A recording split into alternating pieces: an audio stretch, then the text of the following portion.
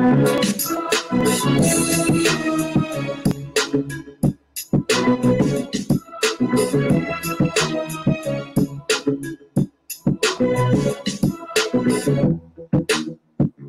to Office Hours with Dr. G. I'm your host, Dr. G, and this is your weekly Truthcast for information, inspiration, and confirmation. Tune in every Tuesday, 8 p.m. to 10 p.m. Eastern. Yeah, that's me. Streaming live on my Office Hours with Dr. G Facebook page and our official House of Reawakening Minds YouTube page.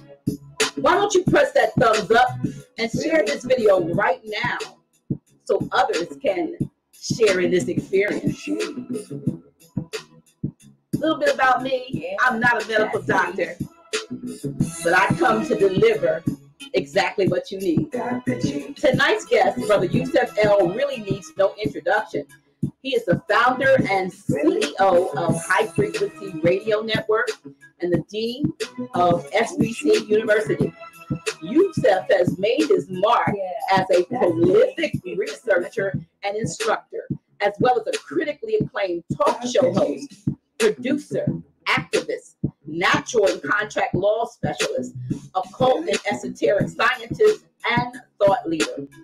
As a matter of fact, the list of his accomplishments is too vast for me to list here, but we'll talk about it as the interview progresses. I would like to welcome to Office Hours with Dr. G, Brother Yusef L. Hey, what's going on? What's going on? How are you? Cover up a little bit. I think I'm too exposed. What's going on? I am so glad to have you on here. And I know a lot of people are. I'm just going to let that play out a little bit. It's a little loud, but that's my theme music. You know, we can just groove a little bit. Dr. G. Right. Yeah, that's me. I think we got one more bar. How you doing? I'm doing good. I'm doing great. Really? Gosh, that laugh is, my laugh is the same laugh on that thing. We give it this start. Yeah, that's me. There we go. Welcome, Brother Yusef L. Hey, thank you. It's been a long time. Yes, and you've been doing your thing as you have been for as long as I've known you. And I said, let me see if I can get Brother Yusef L on Office Hours with Dr. G, especially since you are the one who gave me my start in social media. Yeah, a lot of people don't know that I started my Reawakening Minds Blog Talk radio show on High Frequency Radio Network. Was it 2000? That had to be 15. Yeah, 2015. I'd say around 2015. Yes, and the show ran for like two and a half years. It ran until I had an accident. Remember? Right. And once I got hurt, it kind of put a damper on my, my wanting to do anything. And so I got back. And by the time I got back into technology stuff, it changed. Look, we got, this kind of stuff. So we can, we can literally see each other. And it is exciting because not only did you give me my start, but there were many times before we get into you and who you are and what you do, I have to talk about how in the first year of my being on your network, on High Frequency Radio Network, you also served as my producer behind the scenes. And then one day you said to me, "You're gonna have to learn this yourself." And I remember scared the hell out of me. Right. First show that I did without your assistance, because I just used to log in and just do my thing, talk and so forth. You know what? It's funny you bringing all that back. I remember that. I used to always log in with you, and I'm like, "Look, you can do this on your own. This is not hard to do." The first show I did, because I was doing, remember, I started doing 3-hour shows, but the first show that I did, and I remember who was on there, but the first show I did, I was so afraid didn't know what buttons to push and didn't know how to bring the music in, that I did 3 hours nonstop with no commercial no commercial breaks. I didn't know how to, but eventually, I think it took me about a month, and then eventually I got comfortable, and then I was doing everything. I was people in, and I was making my own commercials. You got your music, your commercials, and everything. And you know what? A lot of times, we have to push people into their purpose and push people into doing the thing that they have within them to do. And a lot of times, we hold people's hands too long, and then they have no ability to walk on. And you look at you now, you just blew up, just do your own thing.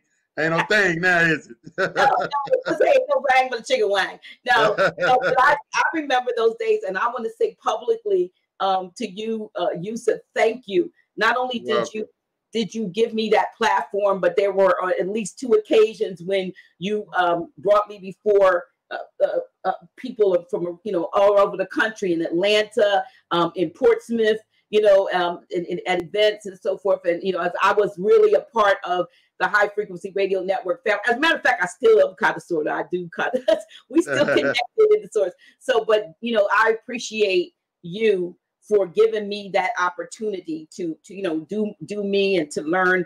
I had a lot of great guests on, and then there were even times when you would come on and help me do what I was doing, and I thoroughly appreciate. You're welcome.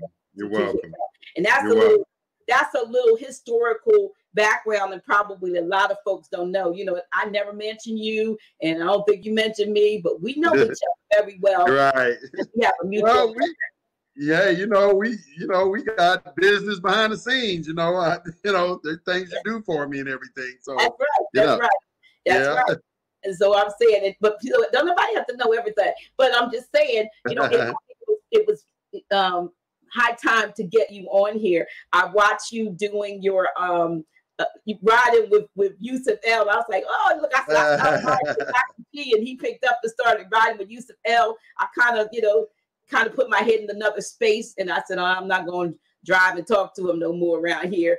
But I'm doing this. So I felt like this, for me, this sufficed for, I don't want people to get tired of me, so to speak. Right. So I did the ride with Yusuf L. It's on, because like when you're driving in your car, there's nothing really to do. I'm like, hey, I might as well, this is a good time to live stream. I'm driving.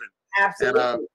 Absolutely. It's caught on, And it's effective, and people tune in and listen to you. And so I titled this particular, I don't even want to get to that. Let's talk a little bit more about Yusuf L.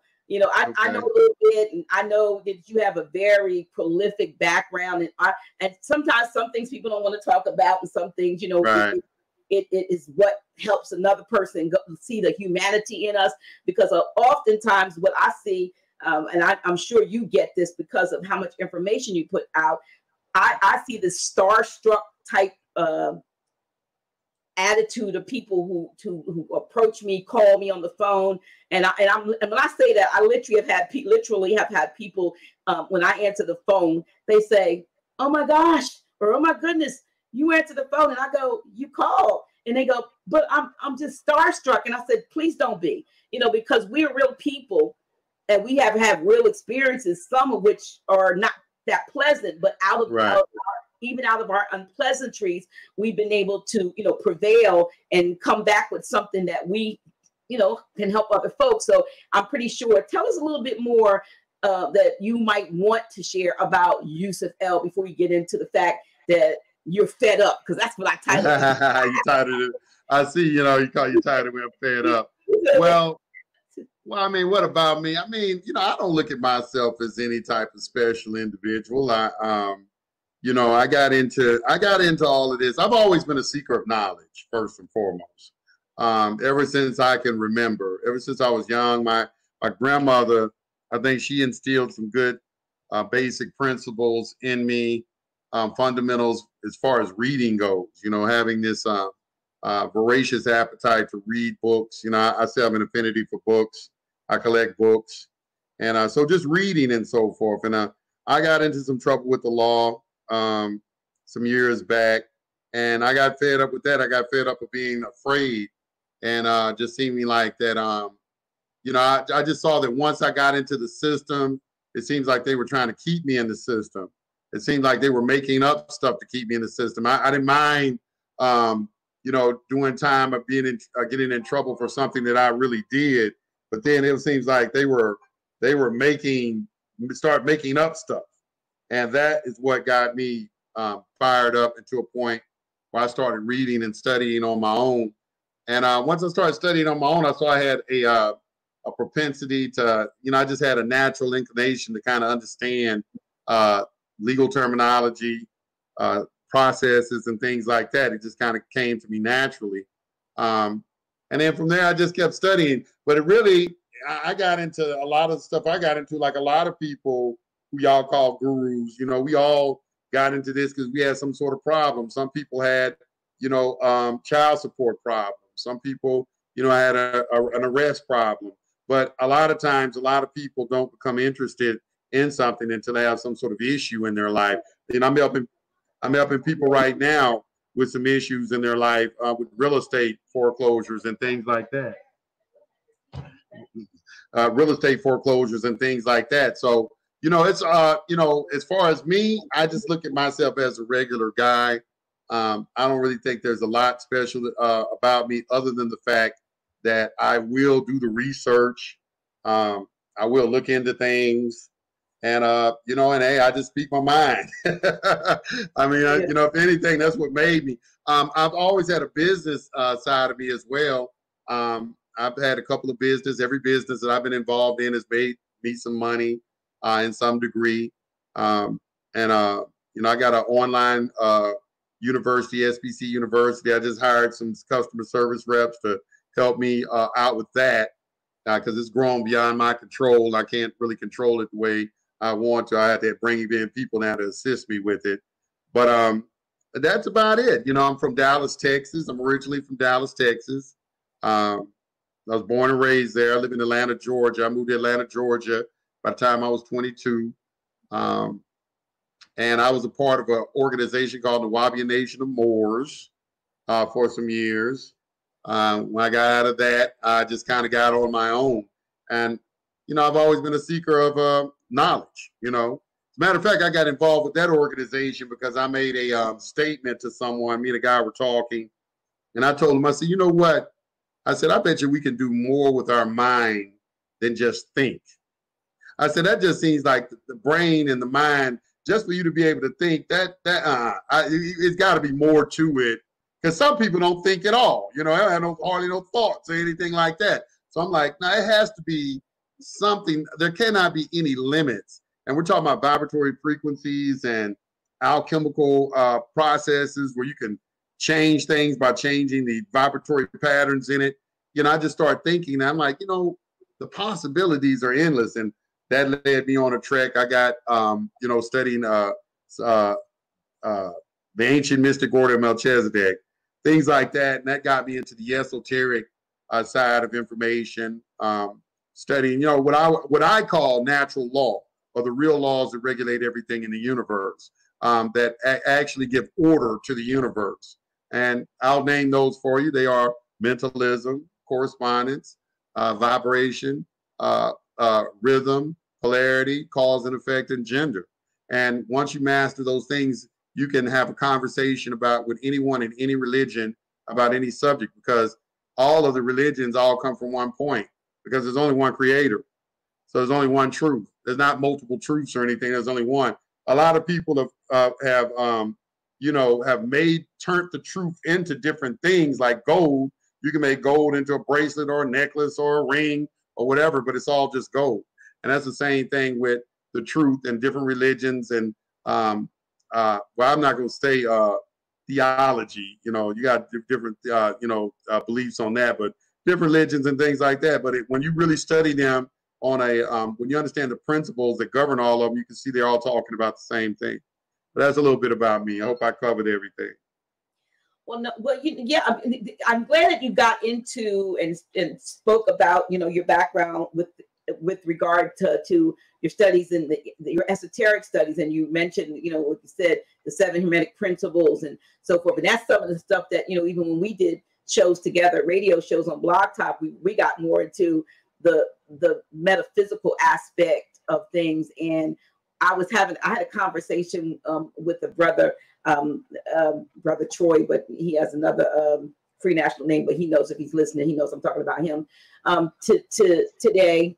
And he was a little frustrated because he's a brother who's studying more science and so forth, and has probably been into it for the last maybe couple years, and has become frustrated because he's been trying to take what he believes and give it, thinking that it's so valuable. And I'm not saying it's not, but to say that it's valuable to him, but the people that he tries to give it to don't see the value in it, and he's becoming frustrated. And I said to him, you absolutely cannot be frustrated with that, because I realized that when I first came into some level of knowledge, it wasn't anything about more science what woke me up. I was a pastor, an apostle. I was pastoring a growing ministry church, and had some so forth, people knew me. And I had an out of body experience that woke me up and brought me to another place. So initially it had nothing to do with being a more or anything. It just had something to do with that there was more. You know what I mean? There was more to what we call life than even the spiritual side of what I had gone and gotten a doctorate degree in. And I felt later on, like that scripture that allegedly that Paul says that I counted all as dung. I started, looking at the stuff I learned and like, this stuff is crap.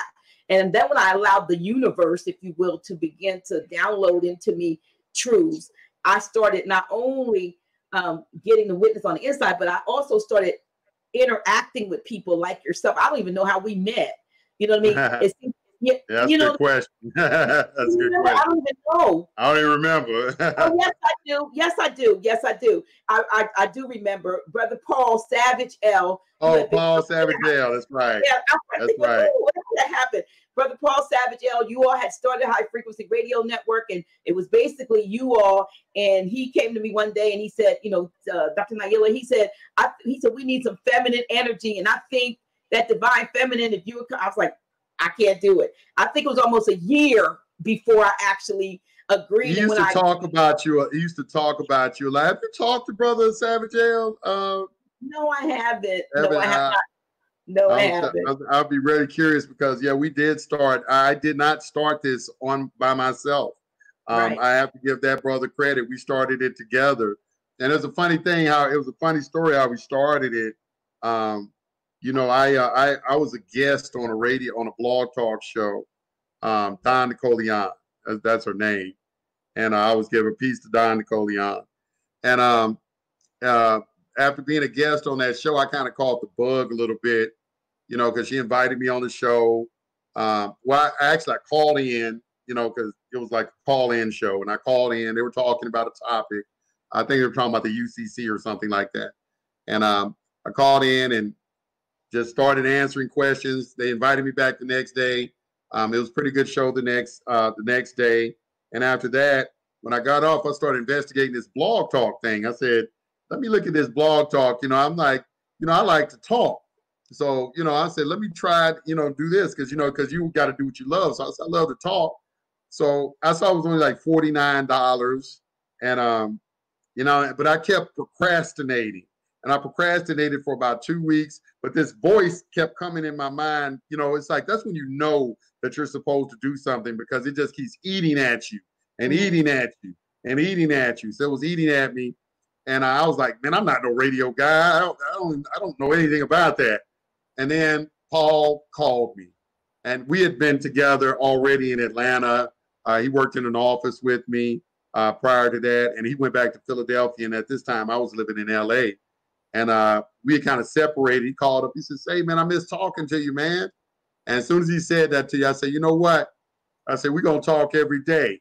I said, what we're going to do is, like these conversations that we have on the telephone, we're going to do it over the radio. And that was the only plan. Cause we used to debate on the phone and, go back and forth and all of this. I said, well, let's just get on the radio and let everybody listen to us talk. And that's what we did. And it turned out to be what kept us going is, Blog Talk has the analytics. So we were in the back office looking at the analytics, and for 2 years straight, more and more people were listening to us every month. So that's what kept me going. And, the rest is history.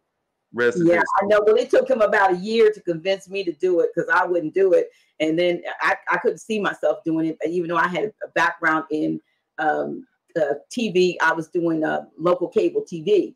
And I hadn't done it for a while, but I was like, and I said, well, he's like, this is easier because you don't even see them. People don't see you. And so I used to do these shows, like in my bed when I would be on the phone talking to guests, and I would be up in my bed doing interviews. I remember one time that I had a sister on, and she was into meditation and some different stuff. And towards the end of the show, because remember, it was 3 hours. This is by the time you weren't doing my production anymore. And she said, I'm going to, walk you all through a little exercise at the end. You said, when I woke up, the show, I went out. I'm the host. And she was probably on there going, hello. Everybody was going.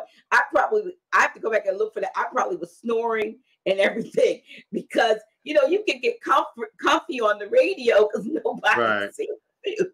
And if you have somebody there taking you into meditation, it was like, wow. And I went, it worked. It worked. But, with this kind of setup, of course, you're seeing people and they're seeing you. And so, you kind of have to up your game a little bit. You can't, at least you got to be dressed from the waist up, or something like that. Yeah, right. When people see you, and that was the thing I had to do is like when people started to see me, I had to, because hey, you be in your underwear on radio, nobody would know. That's right. But I remember us talking. I mean, no big deal, but I do want to say it because I do remember though. You grew up with a famous, with at least one famous person, maybe more than that, but one. I grew up with Jamie Foxx. Me and Jamie Foxx. His real name is Eric Bishop. He's from Terrell, Texas. My grandparents are from Terrell, Texas. His grandmother's name, Miss what was his grandma's name? I'll think of it in a second. She raised him, right? She raised him. Miss Tally, Mr. and Mrs. Tally. Now, Mr. Tally died probably about when we turned. I don't know. He died when I was young. What happened? Me and Eric, we grew up together. We got pictures on Little League baseball team and everything together. I've been knowing him for a very long time. And he was a good dude. Growing up, he was popular. A lot of people knew him. He was the one thing that I remember about Eric growing up is that the whole time we were growing up, he always knew what he wanted to do. He said he wanted to be a star, and he used to get on our fucking nerves. We like, every time I would come over his house, he said, "Come on in, come in." He said, "I want you to listen to this song." And the people he admired growing up, when I remember this, was Stevie Wonder and Ray Charles. He would always, that was all he practiced, was Stevie Wonder and Ray Charles song. I think maybe some Commodores, Lionel Richie, and things like that. And I would have to sit there on that bench next to him and listen to those songs whenever I would come to town, because I lived in Dallas, but I would come to Terrell for the summer. Okay. And a couple of times I lived with my grandparents and went to school down there. So we knew each other for a long time. And by the time we graduated high school, I went to go see Miss Tally. If he's watching this, he's going to know what I'm talking about. I'm 18 by this time. I'm about 18. I'm about 18 and 19, and I go to his grandmother's house, and I thought he was going to be there, but he was gone. He had gone, and Miss Tally came, and what she said was, "Eric is not here. He's in California. He's doing stand-up comedy. He's going by the name of Jamie Foxx." And that was the very first time I ever heard the word Jamie Foxx was out of her mouth. I said, "He's doing stand-up comedy." I said, and I heard the word Jamie Foxx, and I thought it was kind of like a girl's name. I'm like, Jamie Foxx, why the hell would we pick a name like that? It wasn't it wasn't probably a couple of weeks or months after that I saw him on Living Color. Okay, and then I was like, you know, I'm kind of hating on him a little bit. You know, we grew up together. I'm like, damn, this nigga blowing up, you know. But I was kind of excited at the same time because we were competitive growing up. Next thing you know, he was in movies. He just kept blowing up, blowing up. I actually went out to his house. Last time I saw him was when he did Django, and I was at his house and talked to him out in California. He has a home out there. His mother's living with him now. His sister, I met her for the first time. He had a couple of guys that we grew up with. They were there. And you know, he's a good dude. He was always a good guy. He wasn't no punk. Nigga would fight your ass. You know what I'm saying? He was, you know, he was popular. Everybody was the center of attention. So I tell people all the time, I seen him in the Strip one time. I had some friends and they told me, they said, man, you don't know no damn Jamie Foxx. And we were in the Strip here in Atlanta. It was a club called the Strip in Atlantic Station. And he was doing Lollapalooza and he was there.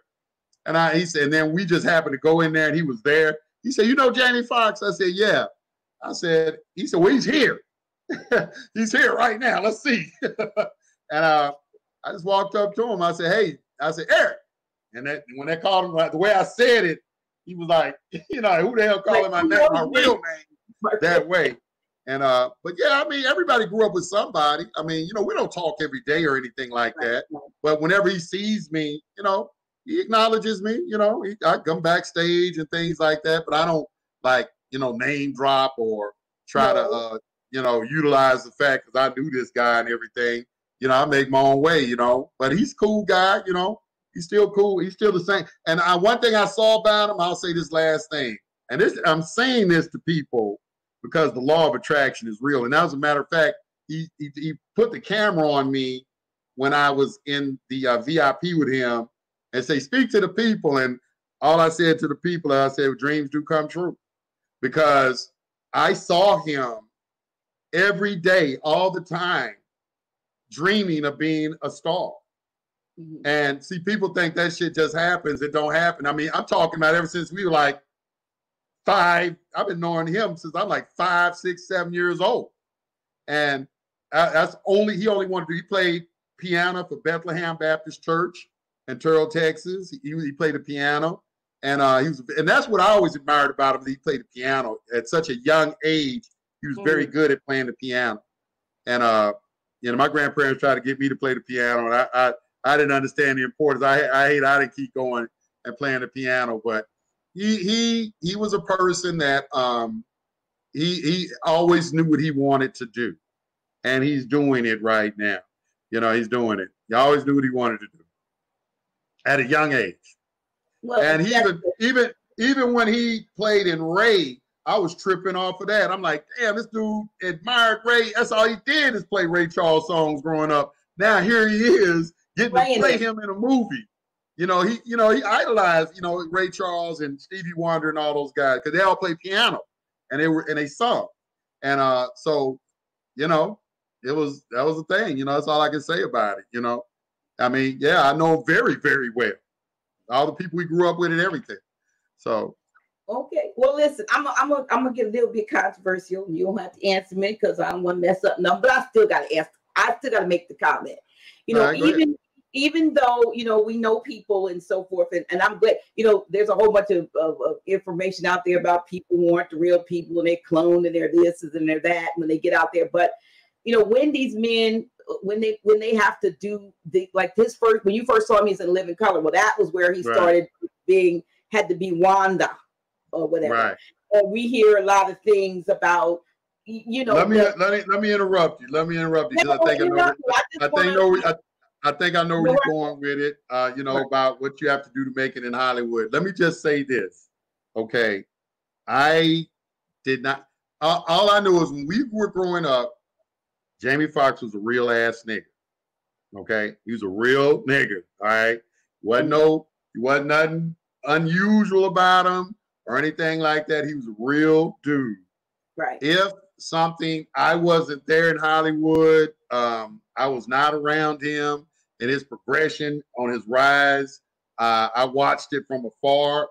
If he happened to be in town, I remember he came and did at the Fox Theater, did a show, and he let me come backstage, and there was a million damn women back there standing in line waiting to get with him. I mean, that right there blew my mind too, of what women will do, you know. But Right.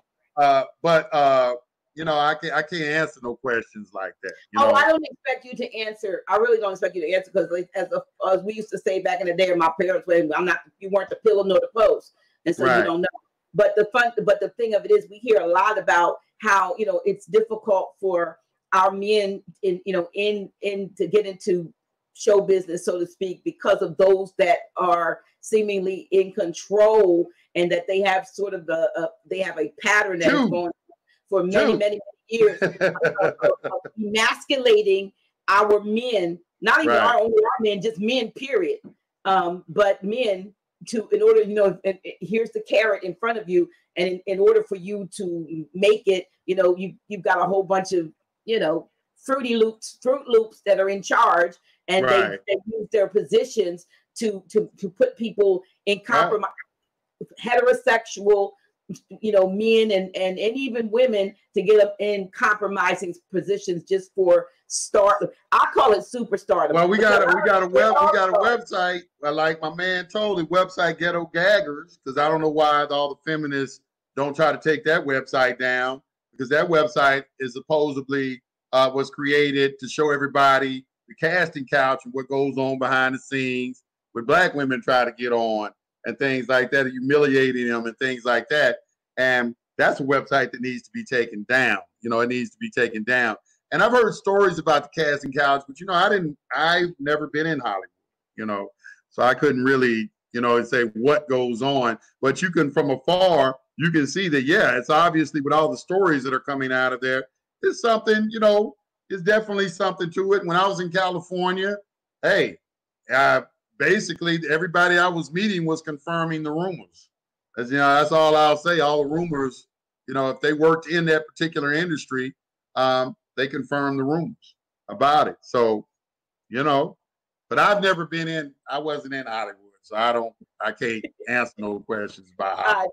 There was a movie I saw recently. I want to say it was on Amazon, but it could have been on Netflix. But it had to do with basically how Rock Hudson, if you remember Rock Hudson, moved up, but this brother what's the right terminology? I guess he was gay, LGBT. He was in the LGBT community back then, and I don't know how fictionalized this was, but he had written a script that they didn't, they weren't accepting melanated people as script writers, but he had written a really awesome script. And this other, I want to say a brother of Mexican, he's more of Mexican descent. He was able to bring it to the producers. And it turns out that the guy that ended up the big time casting guy at that time, was paid by the same guy that plays in oh gosh, what is it called? They're the little scientists. They went off. They like 2 or 3 guys lived together, and he's real brave. Sheldon. He's Sheldon. I don't know what that show is called, but the grown, not the young Sheldon, but the one that came out first.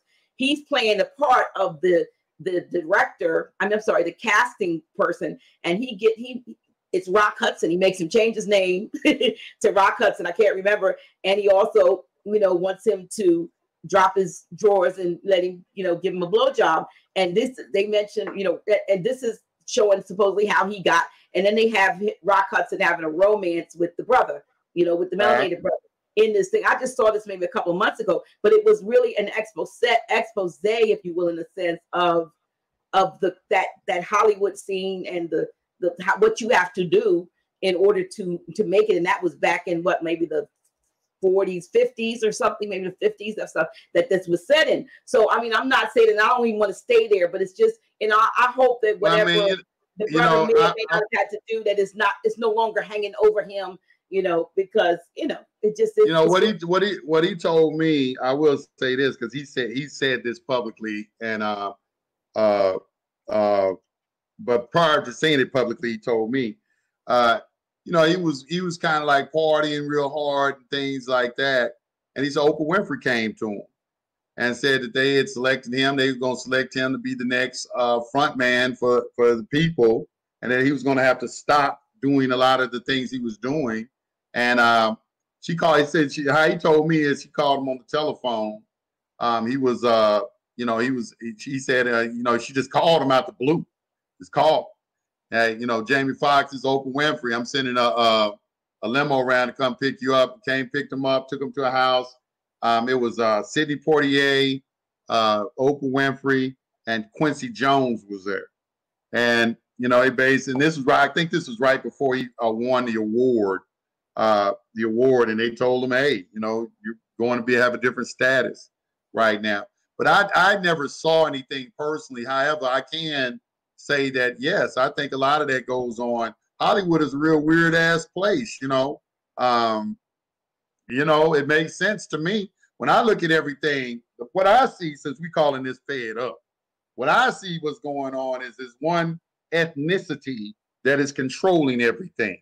Okay, they control Hollywood, they control rap music, they control all the music, they control banking, they control the media.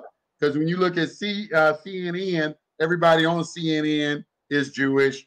Jim Acosta is Jewish. Einstein was Jewish. The lady who made Planned Parenthood is Jewish. Anne Shushank, who is over the CDC, the principal director of the CDC, is Jewish. I mean, everywhere I look around, I'm seeing one group of people. Donald, what's his name? Donald Marshall. He was discussing the cloning centers. He said the majority of people there are Jewish. I mean, every time I look around, yeah, there's one group of people that are running everything. I look back in Germany and I read Mein Kampf with Adolf Hitler. He had some things to say about the porn. The porn industry is controlled by the Jews. Okay. You got one group of people. Now, when I raise this up, when I start talking about this, right? Like, you see people get nervous and scared. They start just for you telling the truth. It's like anybody can verify what I'm saying. Judge Judy is Jewish. Maury Povich is Jewish. What's the show that everybody go on there and act? Jerry Springer is Jewish. Okay. When I look around, everybody, they're making us look like fools when you talk about Hollywood. Okay. Hollywood, I call it.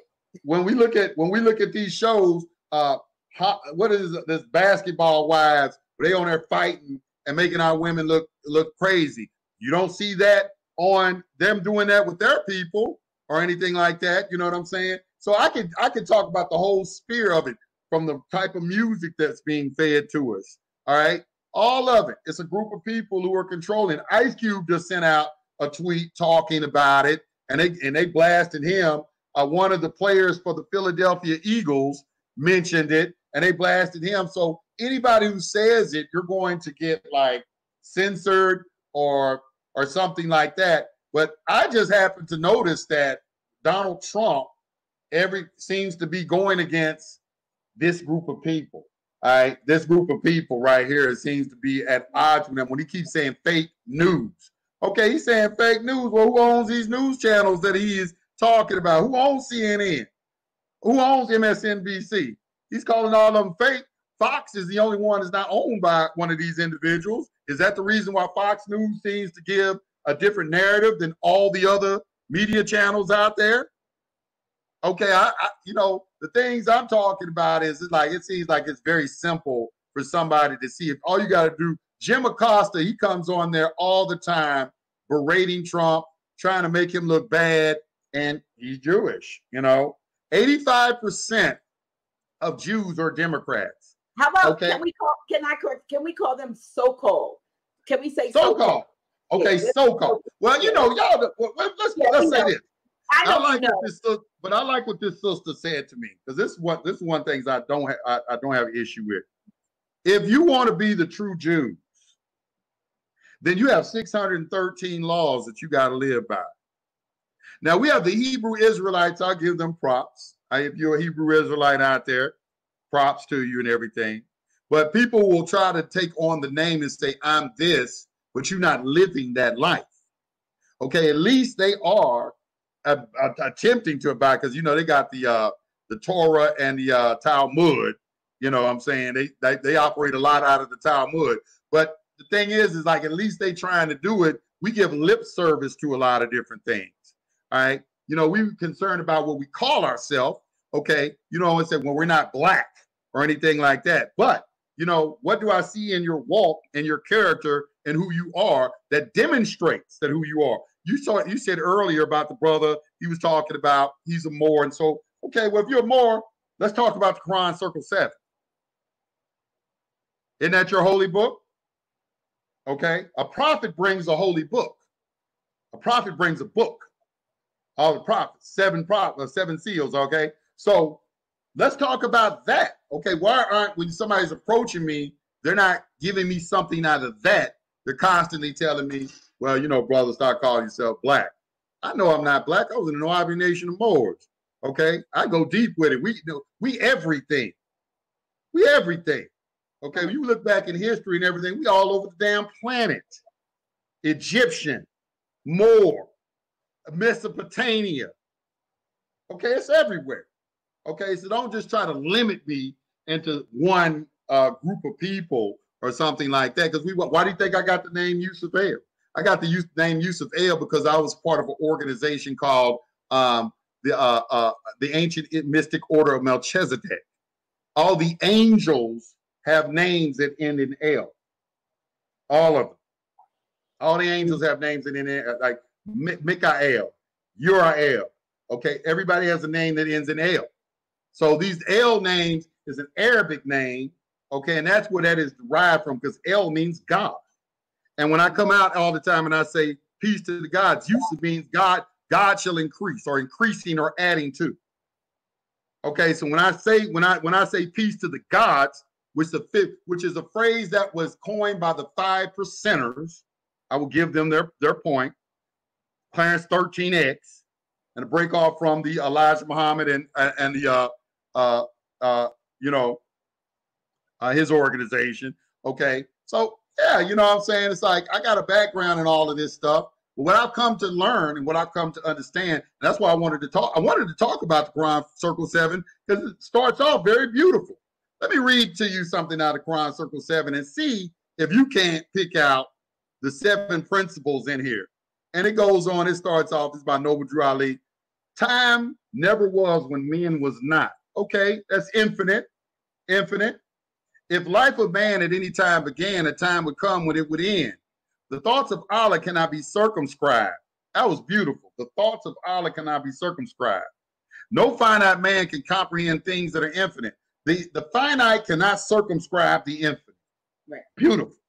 Okay. All finite things are subject to change. Change is the only thing that doesn't change. All finite things will cease to be because there was a time when they were not. Okay, so when you get into the Quran Circle 7, into the Kabbalion, okay, and it talks about the undifferentiated and the differentiated, same state. The undifferentiated is static. Okay, when a change starts to come on it, or when vibrations occur, now you have change, now you have creation. Same thing that's being discussed right here. This is why I say, okay, well, why aren't we talking about this book? Because this book right here falls step in line with the Kabbalion. It goes on, it said, the bodies and souls of men are finite things and they will change. Yea, from the finite point of view of time will come when they will be no more. But man himself is not the body. So we're talking about the soul and the physical body, but not the spirit, because the spirit is eternal. He is a spirit and a part of Allah. Creative fate gave to spirit man, a soul that he might function on the plane of soul, gave him a body of the flesh that he might function on the plane of things made manifest. Why did creative fate give the spirit man a soul that he might function on the plane of soul? Why did creative fate give to the soul a body of the flesh that he might function on the plane of things that are made manifest? Now, that entry, chapter 1, the creation and fall of man, was very beautiful. It's step in step. And if you are advanced in your spiritual walk, okay, and you can understand, okay, what is vibration? In other words, nothing comes into creation until things are in movement. If there is no movement, because everything you see in creation is vibrating. So if there is no movement, there is no creation. That's why all of the holy books begin with God said. In the Quran, kun fayakun, be and exist. Things are spoken into existence. So these are things that we have to get to and we have to understand if we're going to get back to our state as a God man, okay, and understand that we have an infinite power of creation. And that means that we have to understand the natural laws. And that being it, mentalism, our mind, okay, correspondence, creation corresponds with the thought that you carry around. Vibration, a vibratory frequency introduced, makes things manifest down on the physical plane. Okay, polarity, everything has two sides. Rhythm, everything has a season. Cause and effect gives order to the universe. It gives structure to the universe. That is why we say, hey, the definition of insanity is to keep doing the same thing over and over again, hoping for a different result. That violates the natural law of cause and effect. And gender, everything has a masculine and feminine principle, even consciousness.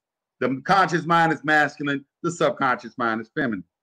Okay, so these laws, when you learn these laws, even in your Bible, in what is it, Proverbs 9:1, it says, wisdom has built her house and has hewn out her 7 pillars. Those are the 7 laws that are being discussed. So, and when we do these things like this, when we talk about this, these different religions and what's right and wrong and what's going on with Hollywood. As a matter of fact, somebody said something to me from Hollywood one time, and I made the statement, I said, well, as long as it don't violate natural law, because what is my barometer of right and wrong, or what we would call in our organization, agreeable and disagreeable, because there's really no such thing as right and wrong, because everything comes from the one.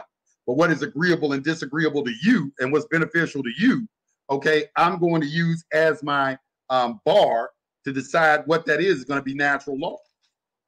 So I hope I made everybody understood what I was talking about. Well, and didn't confuse anybody. I think they did. I mean, can you see the comments over on the up on the right? Oh yeah, I can see it.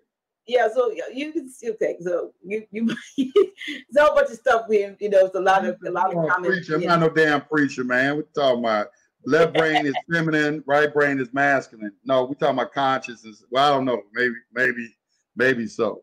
Old people, when I'm from, used to call each other bae long before the term bae. I don't know about that. Okay. Ether, I'm not the only. Yeah, I see the comments. I see. Okay. I just wanted to make sure, you can see the comments in case there's anything you wanted to refer to, or to somebody comment. said I stopped listening to high frequency radio. I didn't like that. What is it that you didn't like? What is it didn't like? I mean, Well, one thing we were taught in our organization is speak the truth though it be bitter to others. Right. Yeah. Speak the truth though it be bitter. Are you still broadcasting? I wasn't sure. Are you still doing high frequency on a blog talk? I do high frequency. I take live calls now, on video. I do blog talk, and I can channel my calls into my video. I just did one about 2-3 days ago. Okay. All right. Yeah. Well, here's my thing, and I had this conversation today. It's interesting. I had a bunch of conversations today, but one of the things that personally, when I came to knowledge of nationality and so forth, and for the first several years, I've said this more and more than a few times that I was just making a platform for others to come. I have an understanding of what was going on. It's just that people seem to want to hear Grand Sheik Taj Bey, and so I had a platform, the venue, and I kept it going. And then one day the light bulb did go on for me about nationality. Now, while I have that and I do embrace that, we can. But I knew. Wait a minute. Let me just say something. I knew y'all was going to come on and bring me in and talk about nationality, but I'm ready. I'm ready. I want to let y'all know I'm ready. I got all my pistols loaded. I know you do. I got my motherfucking AR-15. I'm not even. Bunch of stuff. I came locked and loaded. I'm not even going there. I'm actually going to place that while I did grasp on, embrace my nationality and birthright, whether you agree with it or not, what I do realize is, what I feel is, and personally, that a lot of people become so all consumed with the nationality part of it, the birthright part, after they've got it, that nothing else matters to them. And we have, in the wholeness or fullness of my existence of why I came here, there's other things. So, we click on the metaphysical vibe and the esoteric vibe, because that's a place where I found myself. I was there before I was where I am now, and it's a part of me. And so to me, if everything I talk about, or the only thing I talk about, is my nationality and my birthright, to the fact that I push everything else, all the other parts. I am a writer. I am a thought. I'm a thinker. I'm a creator. I do all kinds. I'm a singer. I do a bunch of things. Okay. Mm-hmm. So if I negate all of that for my nationality and birthright, to me, it's like walking around with a sign on me saying, I'm heterosexual. Okay. What? I am. It's nobody's damn business. No, what I'm saying is, my birthright is my birthright, and I embrace it, and I'll do everything to protect it. But there's more to me than that. And so all of what I do, even though I'm dealing with people on a daily basis who call and want information and want referrals, mm-hmm. my life is more expansive. And so I'm a Reiki practitioner. I'm into crystals. Right. I'm into pendulums. I'm an intuitive. I can give readings, but I don't. But I can't just put everything underneath a nationality rock and forget about it. Okay, well, first of all, let me speak on that. It's you have the same thing that happened when the commerce game too. Okay, even like with me, when we first got into the commerce game, I was introduced to the commerce game by Moors. The Moors 15, 20 years ago are different than the Moors are today, in my opinion. They were a little bit more business oriented and had understanding about business and things like that. But the same thing was happening to us. We were consumed. I mean, we didn't have a job. We were on the internet every day looking for documents, trying to study things, trying to discharge debt. Everybody was out there. A lot of Moors back then were trying to take houses down and things like that. And that's how I kind of learned all of this. A guy introduced me to this information. He was Moorish. He had a house. He had let me stay in his house, and I kind of got to hanging around them and watching what they were doing. And they had all these properties and everything. I'm like, man, what y'all doing? And that's how I got into it. I got kind of garnered by curiosity. And he started every day would just talk to me about things. But people were consumed about it. People weren't really talking about nationality as much back then as they are today. It was secure party. It was you secure your name, you file in a UCC1. That was because there was an understanding of the commercial nature of the system. Now, I'm going to talk about that for a second since I'm on this show, and I'm sure we have a diverse audience so people can understand my position of why I say it's a commercial system. Okay, first of all, I was a jailhouse lawyer. So I've looked at hundreds of indictments. Hundreds of indictments. Okay, this ain't theory. Okay, I read them. People come on my table. The first thing I tell them to do, bring me an indictment. And I'm talking about people that used to rub shoulders with Pablo Escobar. I done seen their paperwork. Okay, all of them have what is called a jurisdictional element in it, which means, and this is what it says. It says it's going to say whatever you did, and whatever you did violated interstate commerce. That's going to be in every indictment. Pull up your indictment, go get somebody, your friend or something, read on the first page or in the second page, right in there when it starts listing the things, the charges and the elements of the crime. And because I came in through this through criminal law. I came in this through trying to get myself out of jail. So wasn't no about discharging debt or nationality. And this time I was in jail trying to get myself out of jail. So in studying that, I started seeing, okay, well, how is it commercial? How is it? Why is it commercial, Yusuf? Well, you have to look at the Constitution. Okay, you got to look at the Constitution of the United States, and you got to know the principles of the Constitution. And it's going to be Article 1, Section 8, Clause 3 is the Commerce Clause. It's the Commerce Clause. You got to read the Constitution, all right? You got to read the Constitution. And you got to understand the principles that govern the Constitution, because every judge, when he makes a decision, he is using the principles of the Constitution. The primary one that the Supreme Court uses is separation of powers. Okay, and you got something called delegation of powers doctrine. So, in other words, we have a legislative, executive, and judicial branch of government, Article 1, Article 2, and Article 3. The judiciary is Article 3. However, each one of the branches of government has their own court system. You can see this in Article 1, Section 8, Clause 9 of the Constitution, which allows Congress to make tribunals that are inferior to the Supreme Court. Now, you can't say that that's all one court system, because we have something called separation of powers. That's listed under Article 1. It's not listed under Article 3. So this is called an Article 1 court. U.S. district courts are Article 1 courts. When you go back and study your history, you can see something they had called the Commerce Court, okay, in which they dissolved that and they merged it with the U.S. District Court. Then when you go and study something called the clerk's praxis, okay, and you start studying admiralty, then you begin to understand how it's admiralty. They don't call it admiralty today. They call it creditor and debtor under Article 1, because admiralty is supposed to be reserved to Article 3, which is the judiciary.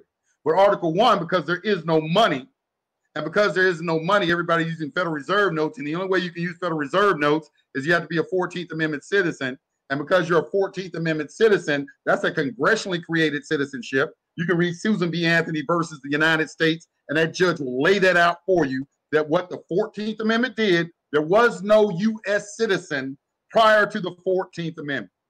It did not exist. So the Congress created the 14th Amendment. Congress also created the U.S. Supreme Court, not the United States Supreme Court. There's a United States, there's a Supreme Court of the United States of America, and then there's a U.S. Supreme Court. Everything Congress creates, they put U.S. in front of it. U.S. citizen, U.S. Supreme Court, everything is U.S. U.S. Postal Service. They put U.S. in front of everything that they own. So there's a difference. And that was created by the Judiciary Act. And when you go back and study your history, you will see that George Washington was questioned by the original Supreme Court justices. When you get a Constitution analysis interpretation and you go and check down under Article 1, Section 8, Clause 9, okay, and you're going to see those justices are questioning them, because what they did was they got the judges wearing two hats through what is called delegation of powers doctrine. They give an Article 3 judge the power to come and sit in Article 1 court. And this is what is confusing to everybody. But Congress don't have no power over real criminal actions. Congress only have powers over commercial guns. Let's talk about guns for a second. I'm helping somebody right now that got convicted felon with a gun, looking at 15 years. I'm reading the indictment, first thing in there. You know what they said? They said, well, how did he get jurisdiction? Because what it was is he murked somebody, okay, and it was self-defense. He got off on the state, then the feds picked it up. And I'm trying to see, well, okay, well, what gave the feds jurisdiction? And when he said it was a gun, I said, I bet you it's going to say that gun was manufactured in another state and went across state lines. Sure enough, that's what it's in there. Violated interstate commerce. Not my first case seeing it like that. They're going to have something in there that is commercial in nature that's governing their jurisdiction, because there's nowhere in Article 1, Section 8 that gives them power over common law crimes. So it's just commerce. It's all commerce. So what you're saying is most of the time when people are indicted, they don't even really fully either read or fully understand the nature of the indictment that puts them in the jurisdiction to be indicted, because it's they don't, because it's intentionally confusing, because you usually go get an attorney, and an attorney is never going to help you. He's not going to file any paperwork for you. He's just going to lead you by the nose down a road to where at some point he's going to try to get you to take a plea. Okay, and once you plead, a guilty plea kills all known and unknown defenses. It kills all known and unknown defenses. So once you take a guilty plea, you pretty much ass out. You know, that's the thing.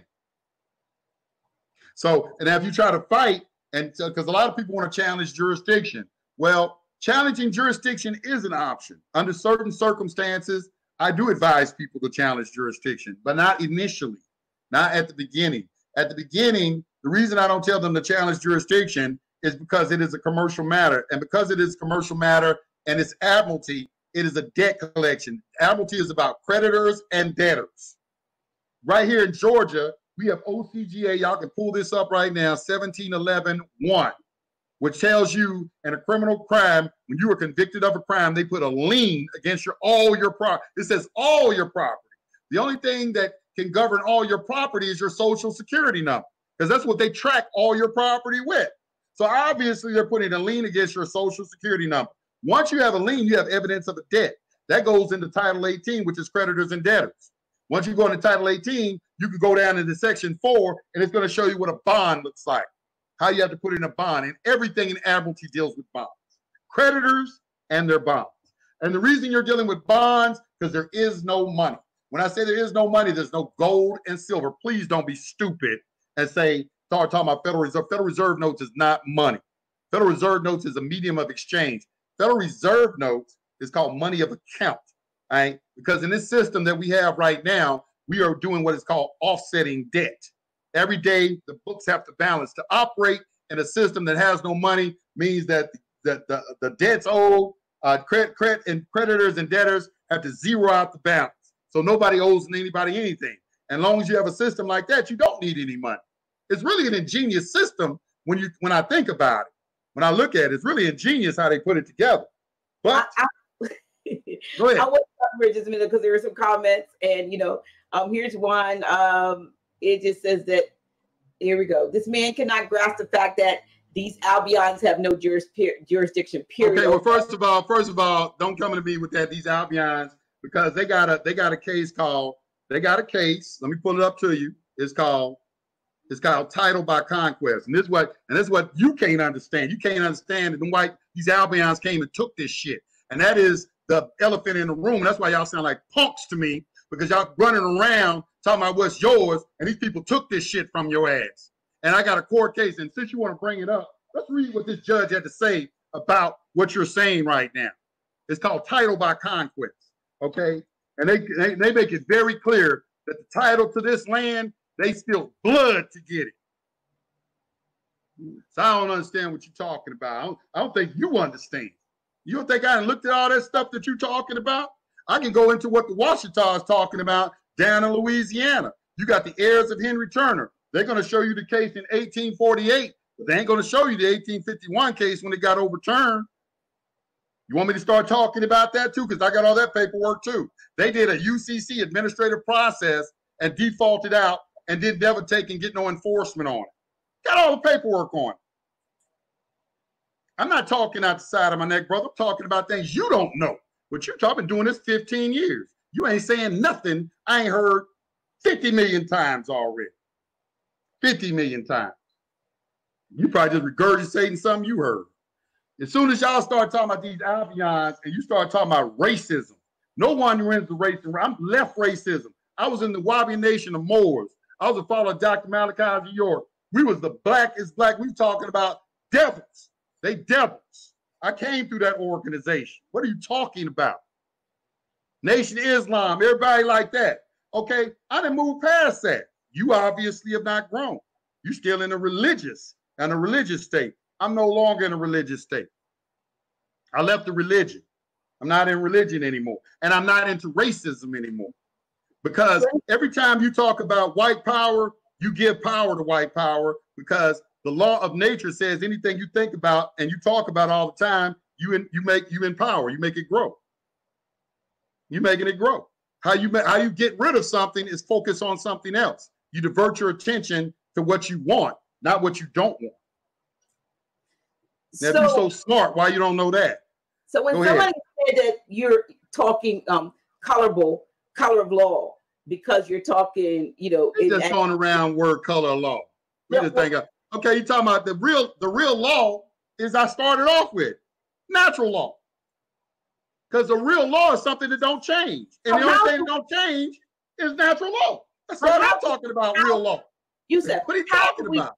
Yusuf, how do we get to the place where we are operating under real law, natural law? How do we get back to that? How do we? You got to start studying it. You got to change the way you think. All right. The first law is mentalism. So your mind governs everything. You are God. Nothing comes into your space unless you invite it in your space by the constant thoughts that you keep in the forefront of your mind. Okay, now, There are people who don't believe this, and this is why they don't have money. This is why they don't have wealth. This is why they don't have business. This is why things not going for them. They mad and they want to blame the victim. They got a victim mentality and they want to blame somebody else for their condition that they have instead of taking responsibility for their condition. Okay, these are the laws of nature.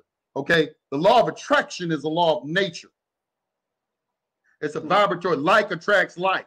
So if you're putting whatever you put out into the universe, it comes back to you.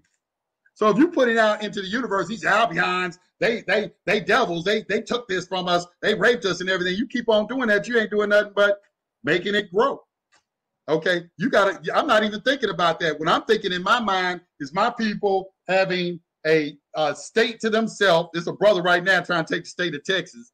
I see us in houses. Okay, I see us in communities of our own. I see us with our own police force protecting us. I see us getting our water out of the ground, our own farming system. Okay, this is what I see. This is what I focus on. Be trying to sit there trying to school me on Albions and things like that. Get the hell out of here with that, man. Don't get me started right now because I can go in. I really can go in. For real, I go in now. I know you can't. I know you can, my brother. I know you fed up. You fed up. And so, I'm going to switch gears a little bit because, just because I can. We were talking the other day, and we were talking about even with this so-called Black Lives Matter movement and how I'm going to just call us melanated folk are getting on the bandwagon when this has absolutely, one, nothing to do with us. Two, it is seemingly run by people whose aim and goal is to destroy the family structure. Literally, the melanated family, none others. We think that this is supporting those who have been shot or unlawfully wounded or imprisoned, when this is a front for Democratic Party. Donations and run by George Soros and a group of LGBT. Another Jew. Yeah. Another Jew. Well, yeah. So go ahead.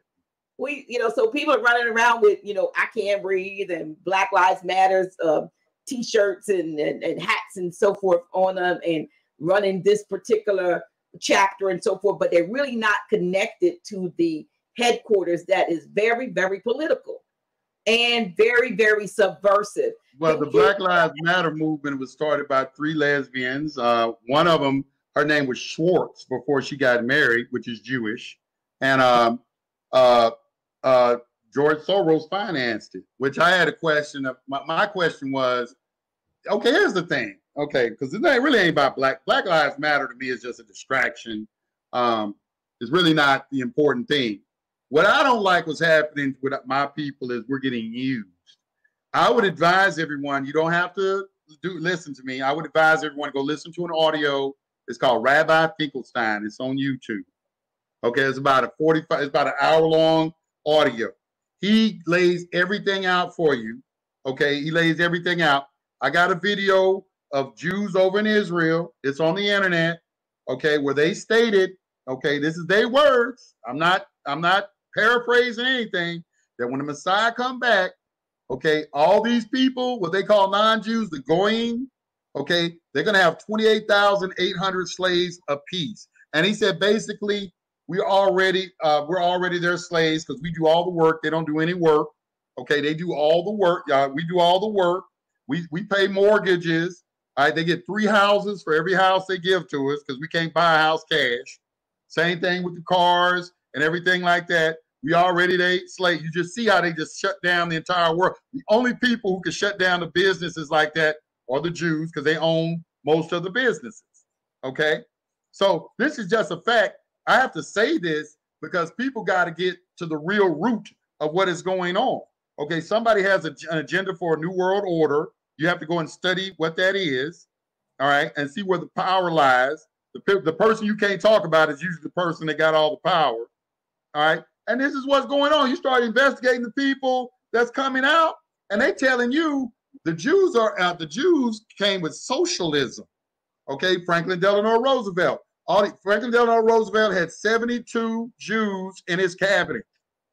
72. Rahm Emanuel. Okay, I can keep going on. Obama, when he nominated Merrick Garland. Merrick Garland is Jewish. All right, he tried to get him in. We would have 4 Supreme Court justices, all Democrat, all Jewish, all against you having a gun. Okay, and the Republicans blocked it and put in Kavanaugh. Then Dianne Feinstein, Jewish, came with the allegations against him on the day of his confirmation.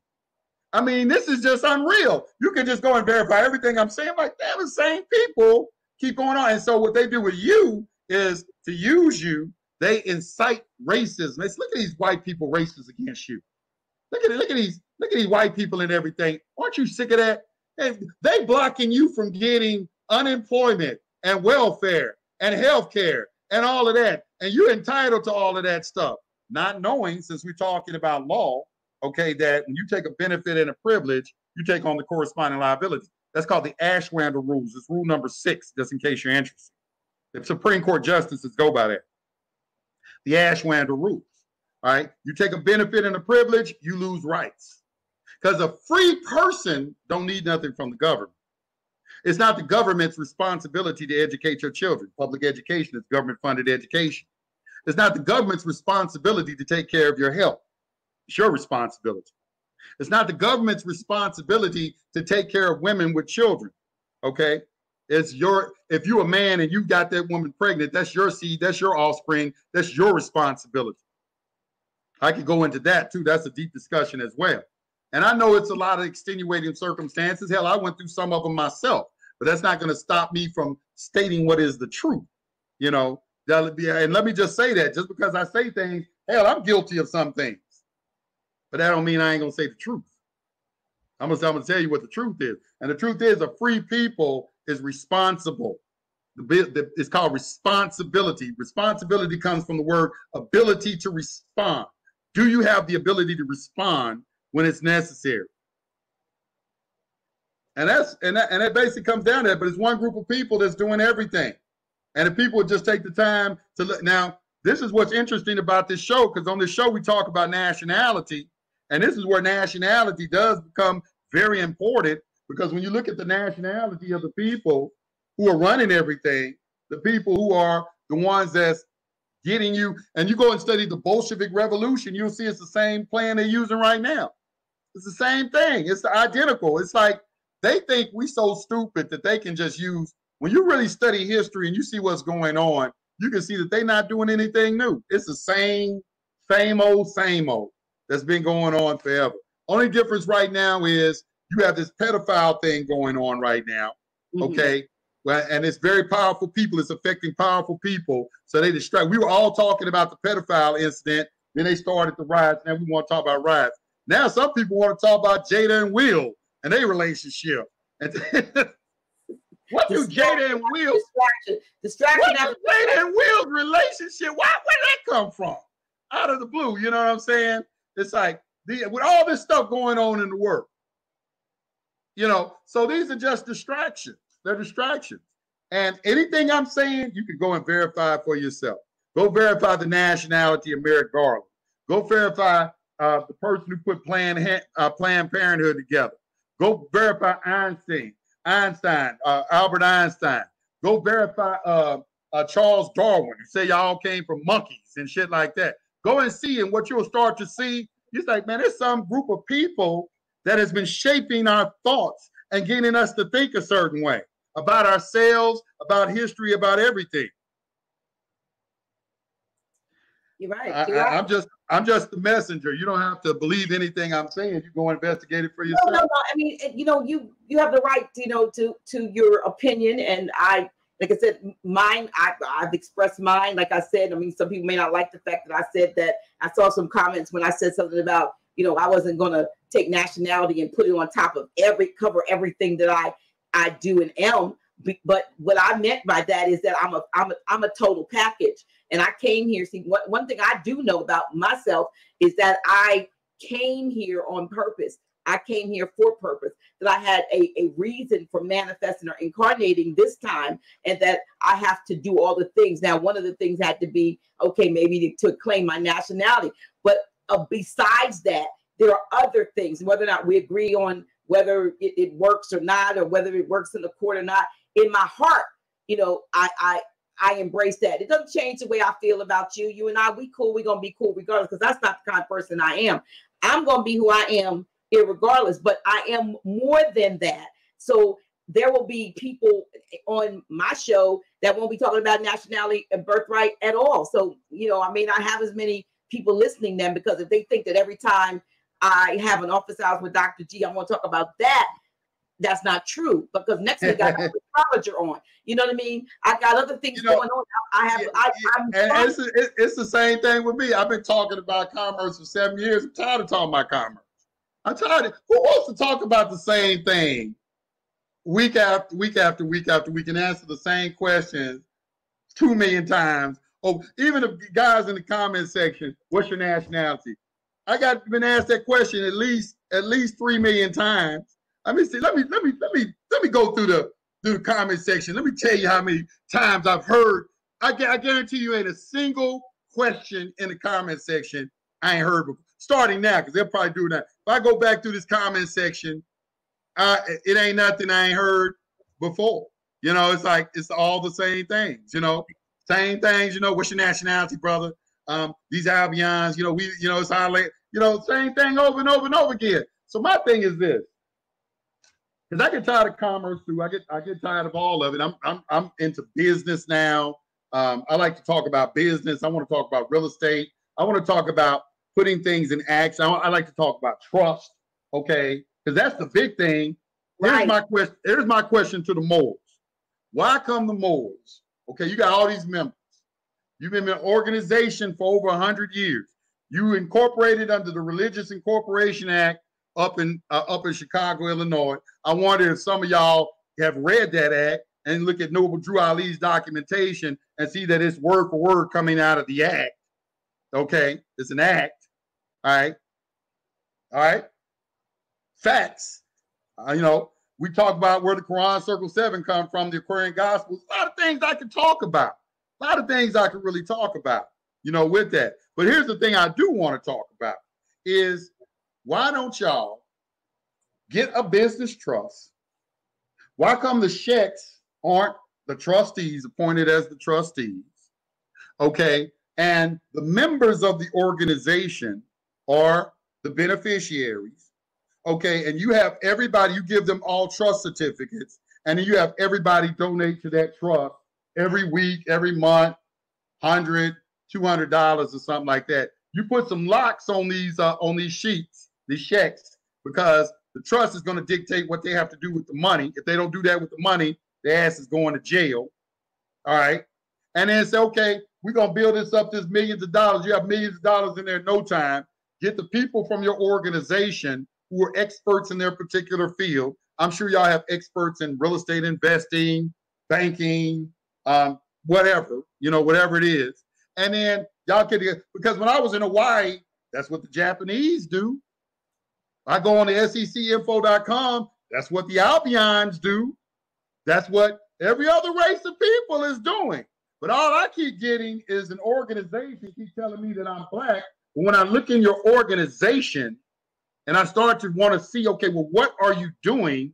Okay, what are you doing? At least with the Nawabian Nation. I can say this about Dr. And people can say whatever they want about Dr. Malachi York, but I will give him credit for this. He got 400 acres of land. He built a day. He was building shit constantly. Building all the time. Every time I went up there on that land, there was something new being built. And people can have their opinion about him or whatever they want, but I saw that with my own eyes.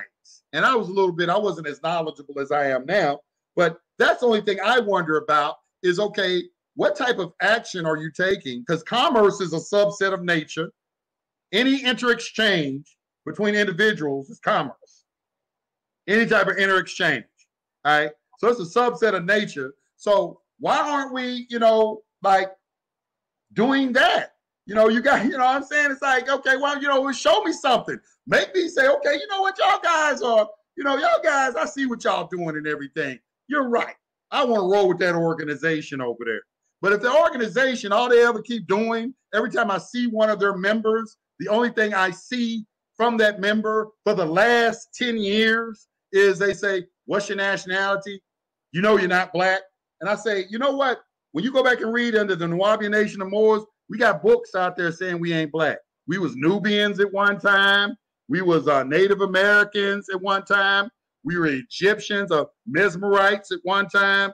We went through all those schools, and they were schools, just in case you're wondering. We had to live that life, not talk about it.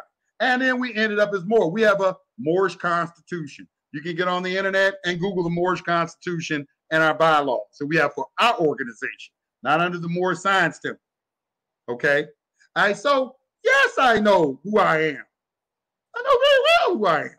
Okay? But that's not governing me right now, because what is important to me is seeing my people educated about commerce, because the system you're living in is totally commercial. And if anybody's going to deny that, just walk downtown and sit on a bench for a few minutes. Right now, what are they doing with COVID-19? You can't wear a mask in any businesses. That's the only thing they got jurisdiction over is the businesses. They can't tell you not to wear a mask in the private. It's in the public. They say you can't wear a mask in the public. Well, you know, they say you must wear a mask.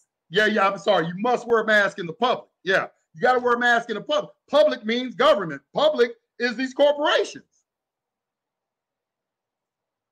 It's every business you go into, they tell you why. And I do it because why? Because the Congress regulates that. That's because they got the power to do it right there under Article 1, Section 8, Clause 3. We delegated the power for them to do that. So they're not doing anything wrong.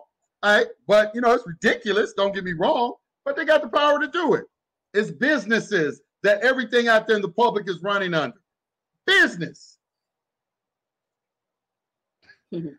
Show me something different. Show me something. We got a businessman in office right now. He's trying to bring business back to the United States. And y'all hating them for it.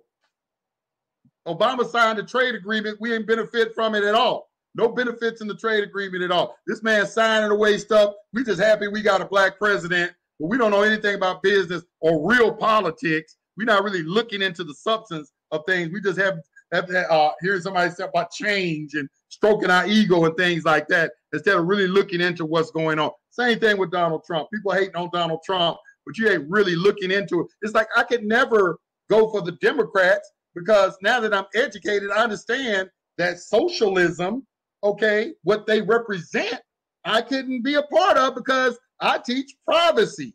I teach commerce. So that goes against being a sovereign, goes against socialism.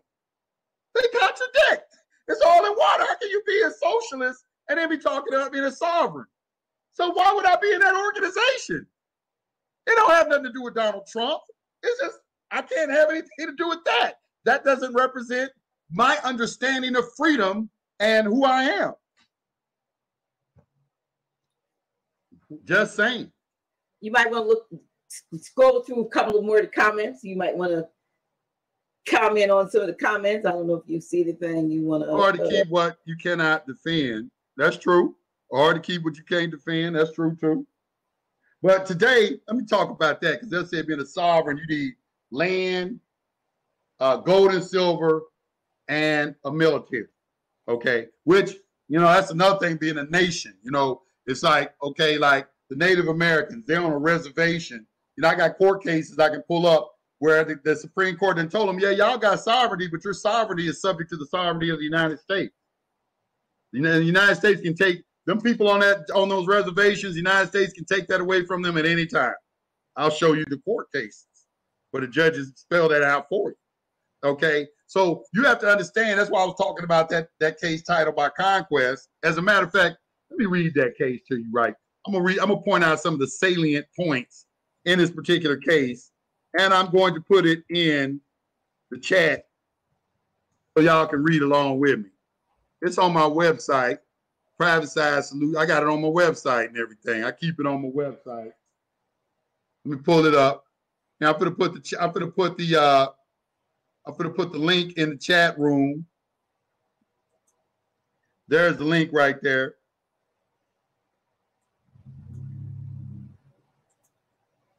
There's a link right there.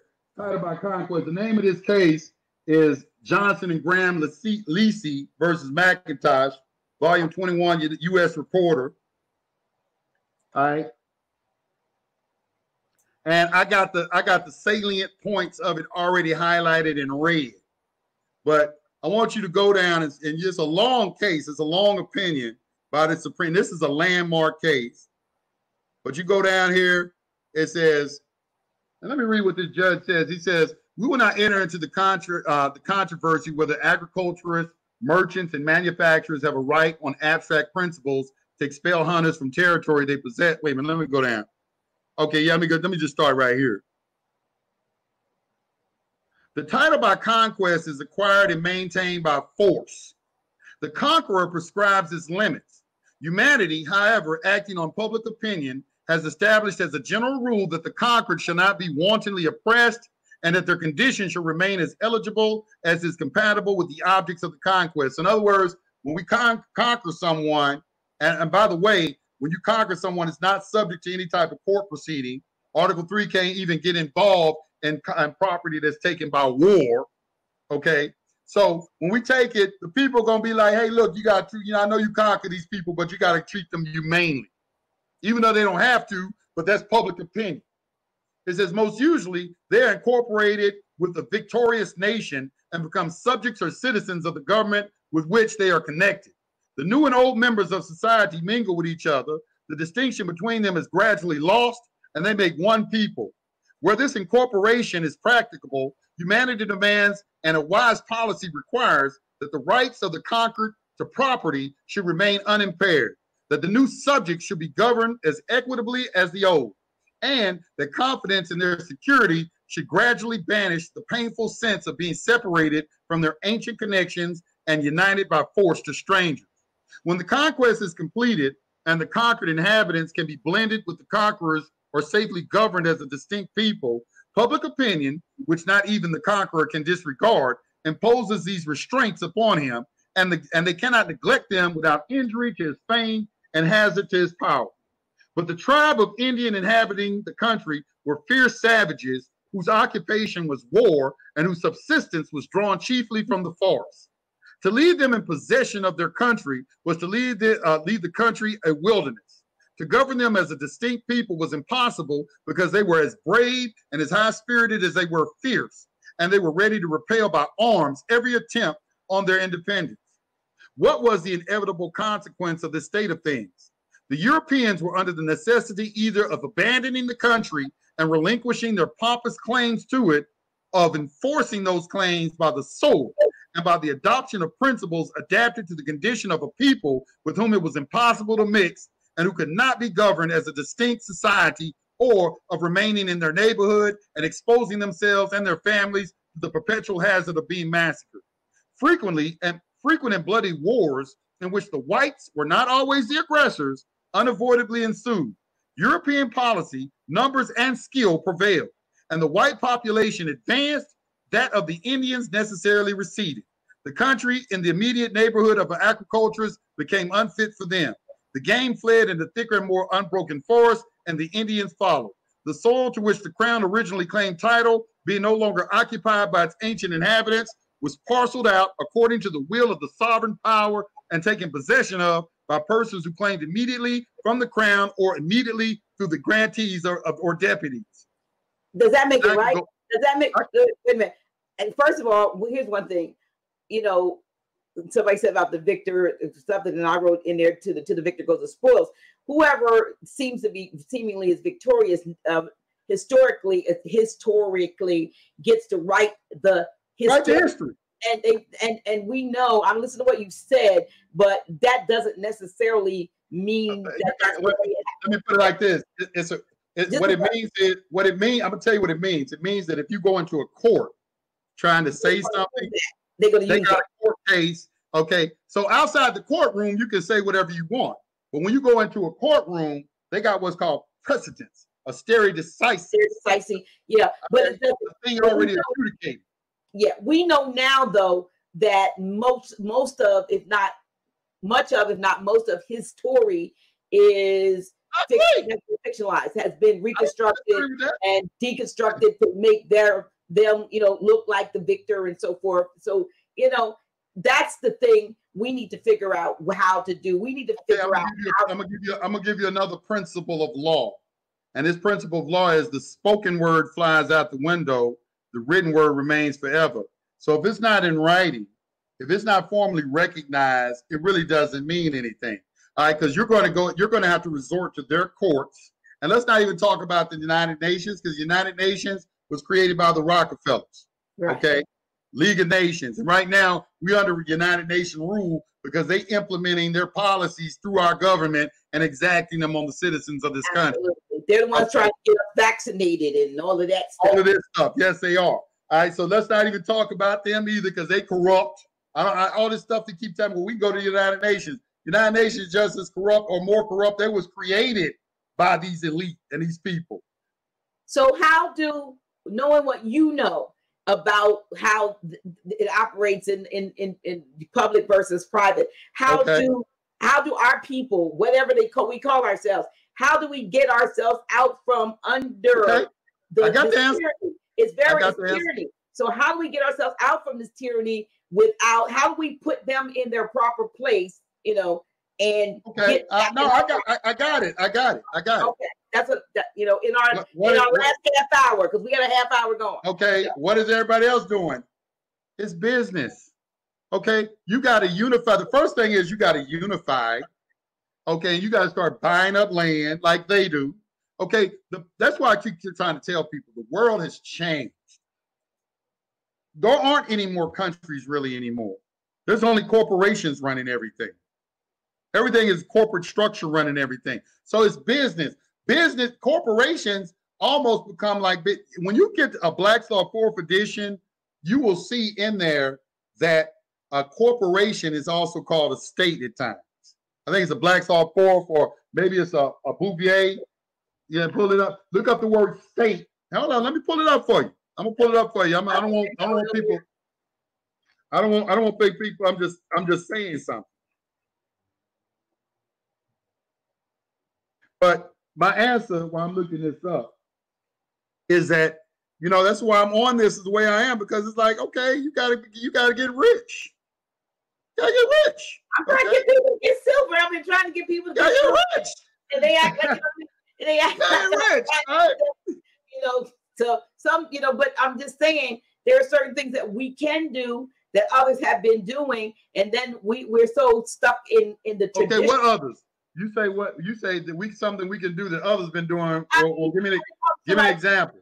Acquiring wealth, and things out, think tangible assets, things that now I'm not talking about the new 65-inch to 75-inch TV, but I'm talking about real tangible wealth assets that can be passed on through to your children and your children's children, things like that. We, by and large, are people that are consumers of things that are things for now, and they have no lasting value. So we have to get to the place of, like you said, land and precious metal assets and various other things. I mean, one of the biggest assets we have, not the biggest asset we have, is our own abilities, our own talents, our own skills, and all those things that we hand over daily to these corporations that you spoke of. And if we could do this for somebody else, then why can't we do this for ourselves? Abundance is your birthright. Everything in the universe is about abundance. So if you're living in a state of poverty or a state of lack and limitation, that's an artificial construct. That's something that you're creating in your own mind. So the first thing is you got to change the minds of the people. And let's get religious for a second. In Mark 11:22 through 26, Jesus talks about, if you tell this mountain, the mountain represents a problem in your life, to be cast into the ocean, but do not doubt it in your heart, but believe the things that you have said as if they have happened. We're talking about the now, because the past don't exist and the future don't exist. Okay, it's just the ever eternal now. Okay, nothing shall be impossible for you. You shall have whatever that you ask for. Okay, ask and it shall be given. These are things that were constantly, when you look in all the religions, okay, it's constantly being told to you, and unless you look at the real prophets, what the real prophets are saying. Okay, they all are trying to get you in a state of abundance. of a conscious abundance, of a realization that you are God. Not God in the sense that you created a boundless universe, but God in the sense that you're the center of your universe and you create the kind of life that you want. Okay, anything that you can conceive and believe you can achieve. Your only limitation is your imagination. Absolutely. And the imagination does have limits, because if I ask you to create a color that you've never seen before, you couldn't do it. You can't create a new color because you can't imagine it. But if I told you colors do exist that you've never seen before, that'd be hard for you. It babbles the mind. You wouldn't be able to fathom that. That's just a little test. I'm just throwing that out there. So there are conceptualizations. So the thing is imagination, concentration, and visualization. An understanding of how the conscious and subconscious mind works. The active and passive principles in the God human being. Okay, and that is what we got away from. All this political talk, all this rhetoric about commerce and all that, those are all secondary issues because they don't mean anything if the mind of the individual is not correct, which is why I started out with the Quran Circle 7 to remind the Moorish Science Temple what the foundation of their teachings are, which are spiritual and understanding of the mind of themselves. I love the Quran Circle 7. Well, since man know thyself, we need to know ourselves, and most of us don't know ourselves in the sense that we allow ourselves to be defined by something or someone's outside of ourselves. So once you allow someone else to define you, again, like you said, you allow them to place limitations on that definition. And let me say this too. I just put in the chat room the link. Let me put it back in there again. This to a Black Star. This to a Black Star 4th edition. You pull it up. Go down there on page 79 where you see state, which is a noun, and you roll that. Then the second paragraph it says one of the component commonwealths or states of the United States of America. And here it is. The term is sometimes applied also to governmental agencies authorized by state, such as municipal corporations. So municipal corporations are sometimes referred to as states. Okay. Am I lying? There it is, right there in the paragraph. Here, let me copy this and United States is a corporation. And it tells you right there that it's a municipal corporation because it's in Washington, D.C. But a maxim is just like, say, Africa, in that the so-called states would be like the so-called countries that are on the continent, if you will, of Africa, for example, or anything else. What used to be the same thing happening here has been now overlaid by an artificial construct called states, which took over estates. Am I right? States of, yes. That is exactly correct. And actually, I have a document from Washington State where it spells it out for you. I couldn't believe it. I got to dig it up. Don't ask for me right now. I just got a new laptop. I was trying to make a video of it because I usually try to make videos and put all this information out for people to see it where they can read it on a screen and see it for themselves. All right. But that right there should be, suffice to a degree. Right there in Black Star 4th edition, you can see that municipal corporations are sometimes referred to as states. And then when you go and look at, in a Black Star 8th edition, when you look up Constitution, you'll see in there that it's a bylaw. Okay, a constitution can be referred to as a bylaw. This is why this notion of two constitutions came from, because they copied the original constitution for this corporation and made it like the Articles of Incorporation because the Constitution ain't nothing but a trust document. It's a trust document. All day long, it's a trust document. And when you study trust, you see it. And so is the Federal Reserve Act.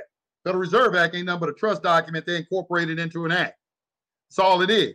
And you go and read, you study a trust, and you look at it and put them side by side, like, damn, it's a trust. It's a trust. So the same thing, that same document can be utilized for corporate interests. And that's what they did. They said, we don't have to what is the Organic Act of 1871? Okay, they made a corporation called United States. So that's where a lot of confusion comes in too. Is we have and please don't say that it's illegal and unlawful, because it is not. Okay, when you understand this, is another word that I hear people always talk about. They always talk about it. It's a de facto. Okay, well, this is what I want you to do. I want you to go to the law library and I want you to pull an American jurisprudence off the shelf, and I want you to study the principle of de facto, and see how de facto can be made lawful. Because if you acquiesce to something over a period of time, if somebody comes in as an authority and they're not the real authority, but you acquiesce to them over a certain amount of time, then their authority becomes lawful. You understand what I'm saying? It's like a tradition. Right. You just give it up. You just give over your rights to them, if you will. Yeah, you just gave it up to them. So, so that's why they say ignorance of the law is no excuse, as well as the fact that, what is it? I think I don't know if it's the Clearfield, it's not a Clearfield doctrine. They said when a person, like when a police officer comes and if he doesn't have jurisdiction, but you kind of acquiesce to him, now he came and he's doing something, he doesn't have jurisdiction. But if you, not knowing that he doesn't have jurisdiction, acquiesce to him, and you end up pleading and something like that, then it's all your fault. It's your fault. So it's important. This is what they say, ignorance of the law is no excuse. Or what Thomas Jefferson said, those who hope to be both ignorant and free are hoping for something that never has been and never will be. It is your responsibility to know the law. It is your responsibility to study the Constitution. Every time I come to people and I ask them, have you read the Constitution?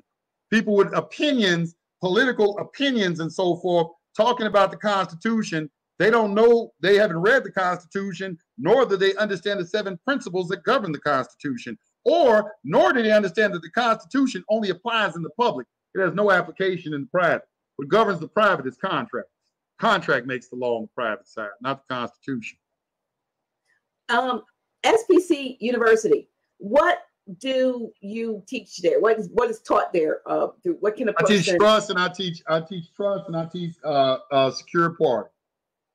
And the reason I did it is because people were, okay, when I got into this, people charged like $10,000 to learn the information, all that ridiculousness. So a lot of people I was on the phone, like when you called me today, I'm on the phone, somebody trying to save their house. Somebody trying to save their house. All right, they about to go into foreclosure in a couple of months. All right, so you got people who are desperate, who are looking for some way to save themselves. And so, it's like, that's why a lot of these stuff have bad names or is inundated in the court system, is not working, because the majority of the people who are attempting to do a lot of these processes haven't even educated themselves about it. They're just regurgitating what somebody else told them, which is what a lot of people in the chat room are doing too. They're just regurgitating what somebody told them and everything. But so I wanted people to get an understanding. So it's not that I teach anything. I am getting people to read, all right, because that's why I made all the videos reading to people, because I understand that most of y'all don't have time to read. So I'm reading the entire document to you, or you can listen to it in your car. And, I understand it's a busy life and you can't read everything, but I want people to start reading again, because nothing has really been hid from you. It's just that it's in books and people are refusing to read it. And here's another thing that I see. A lot of people out there who are teaching things do not have a good grasp of grammar or the 8 parts of speech. This is what led to the Minnesota Rule 220 and the birth certificate authentication. That was a result of someone not understanding grammar.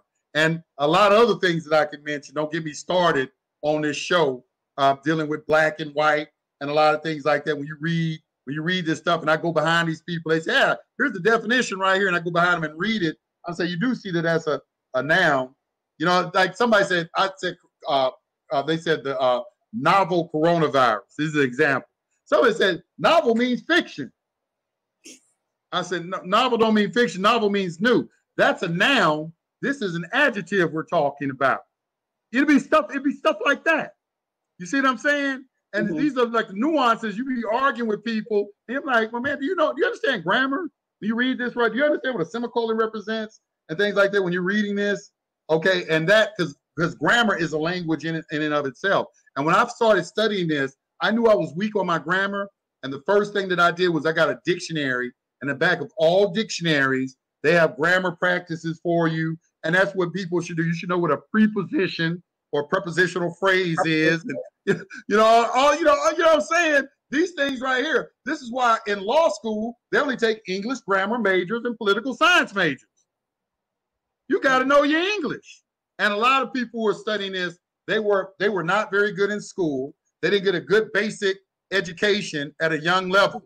And now they've gotten a little older and they're starting to read, but they don't have the fundamentals down. They never mastered the fundamentals.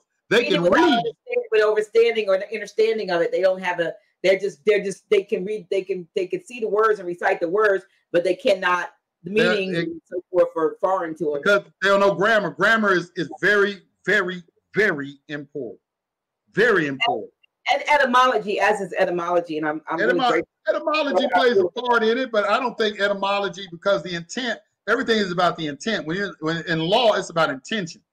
So you can say, because everybody say, okay, if the etymology of this word means this. So if I say, I am rich. Okay, making that statement doesn't make me rich. What makes me rich is the intention behind it. And that's why you have a principle of law that says you are not guilty unless the mind is guilty. And that's what an examination is: an examination of the conscious mind, and a cross-examination is an examination of your subconscious mind. So it's about intent. What is a mens rea or whatever? What is the intention behind the words you say? What is the emotion behind it? It's just not the word itself. It is the emotion behind the energy and emotion that you put behind it, and your understanding of that word. Let me give y'all something since we're talking about esoteric. There's a book you can get called Abramelin, the Magician. And in this book, how do you spell that? Abramelin, and let me put it in. I'll put it in the chat. It probably got a PDF. The chat's showing up. I'm looking to see if they're. I don't think I don't see your post showing up. I'm trying to. Well, I'm on the. Oh, here you put it on the private side. Okay, here's the private now. I got that. Let me copy that. Put it in the private side, and then I'll bring it out into the here. Like I'm going to put this other thing here because that didn't show up before. But put it on the private side if you don't mind. Okay, I'm gonna see if I can. It might not show up, but I'm gonna. Well, you put something on the private side. I just got it out, and I just posted it on the group regular chat. Well, let me just tell you why I'm bringing this up, because in this book it talked about your religion and why you don't take a religion away from a person. All right, and this is just and this is not written in stone, but it gives some clarity on what I'm talking about. A person's belief, whatever they believe, is whatever you can believe and conceive, you can achieve. So if somebody is a Christian and they have a very strong belief, you don't take that away from them, because that belief is a power. It's like a power, okay? Like if they think that they need to depend on Jesus Christ and he's a Lord and Savior and everything, and they really believe that belief is their power. So a lot of magical practice and a lot of magical circles, what they don't is they don't spend time trying to change somebody's belief about something. What they do is, this is why when you get into different religions, like you look at Christianity, you got Christian Science. When you get into Judaism, you got, Kabbalah. When you get into Islam, you got the who is it? The whirling dervishes. I'll think of them in a minute. Oh, they spin around like this. Sufis. You got the Sufis.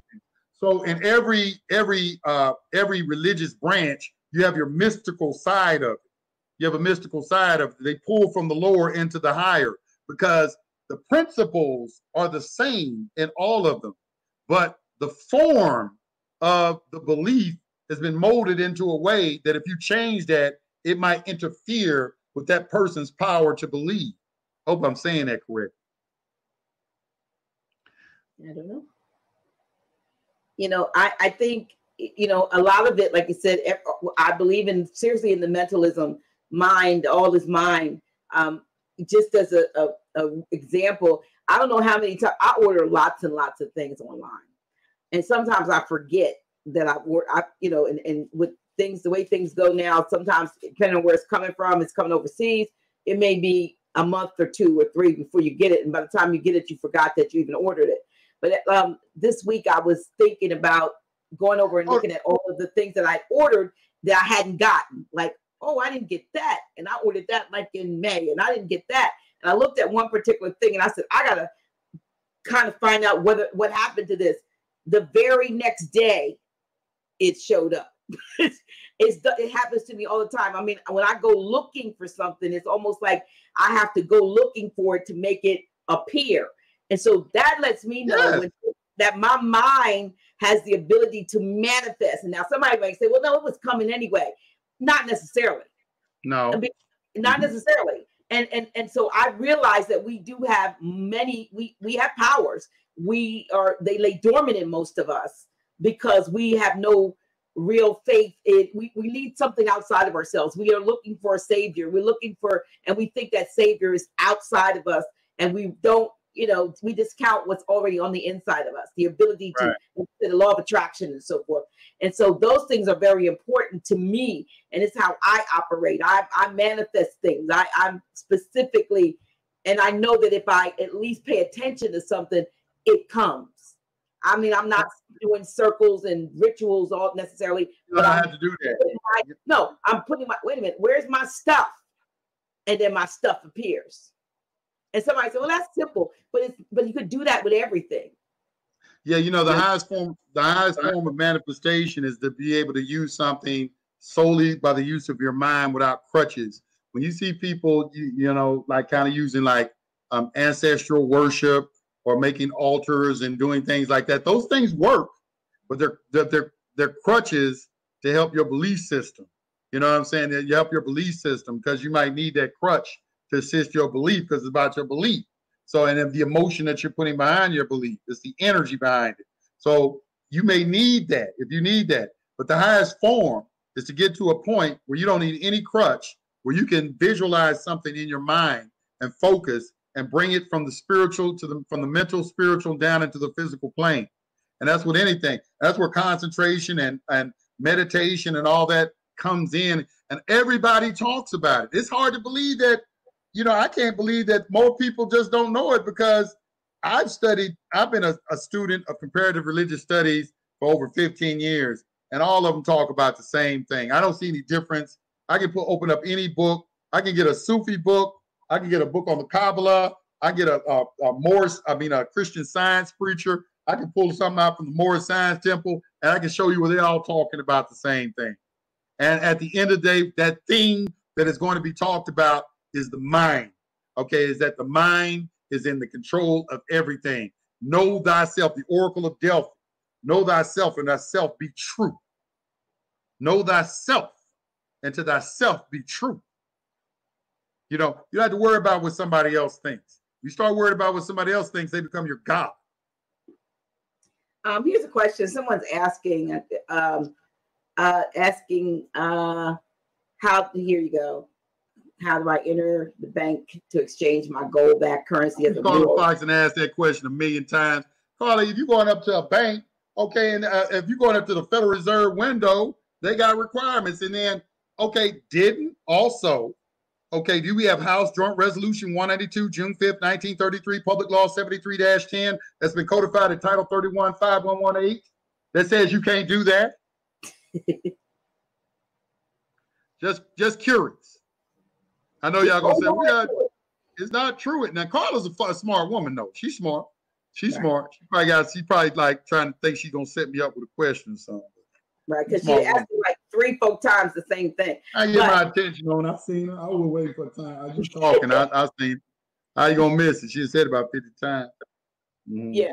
I mean, just like I do the silver thing, but I don't have silver for now. I got silver for when the other stuff is going, and silver. And so I collect silver now for when it is going to be, lawful, and that's what we're going to have to use. But right now, hey. I got a whole bunch of silver and gold. I collected, I started collecting it as well. I know you got a program and everything. We're going to talk about that, get into the discussion. I seen your link you sent me, and I'm going to look at it. Because I'm about the accumulation of wealth. Because at the end of the day, you have a right to live in abundance. Okay. At the end of the day, what is important? What's important, the only thing that is important in life is for you to be happy. We can talk about nationality. We can talk about commerce. But at the end of the day, are you happy?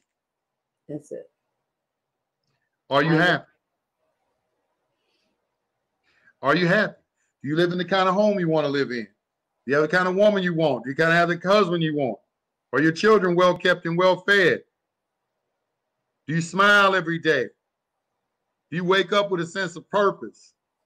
Can you wait for the next day to come? When I wake up every day, I can't wait for the next day to come up. These are the things that matter in life. And I had to remember that because when I was studying commerce, I did with everybody. I got engrossed in it. I didn't do anything else, you know, and I forgot to live life. Go on a date with a beautiful woman. Have a good conversation. Cut the damn grass. Take a walk in the woods. Go mountain climb. I climbed a mountain for the first time. I got all the respect in the world for mountain climbers now. I got so much respect for mountain climbers. I'm like, oh my God. You got it. They serious athletes. They serious athletes. This time last year, I was in Puerto Rico in Bayamon, and I was up on a mountain at a mountain retreat. And I'll tell you, I have respect for mountains too. Even driving up them straight up like I kept thinking the SUV was going to fall backwards because we were going so straight, so far up, and it was beautiful when they got up there. But yeah, I respect anybody that can climb or live on a mountain. Hey, listen, I was climbing a mountain and it got the little path, the trail. It's only like a half. The mountain was only like probably about a half mile to the top. But I started at 8 o'clock in the morning. I didn't get back down to the bottom till like 5 o'clock in the afternoon. And I went dead asleep. And let me tell you something. There was a man doing that entire mountain on a mountain bike. And wow. This guy's legs and calves were so big. And he passed by me. I'm telling you, this thing is steep now. It's steep. He is riding a mountain bike up the mountain.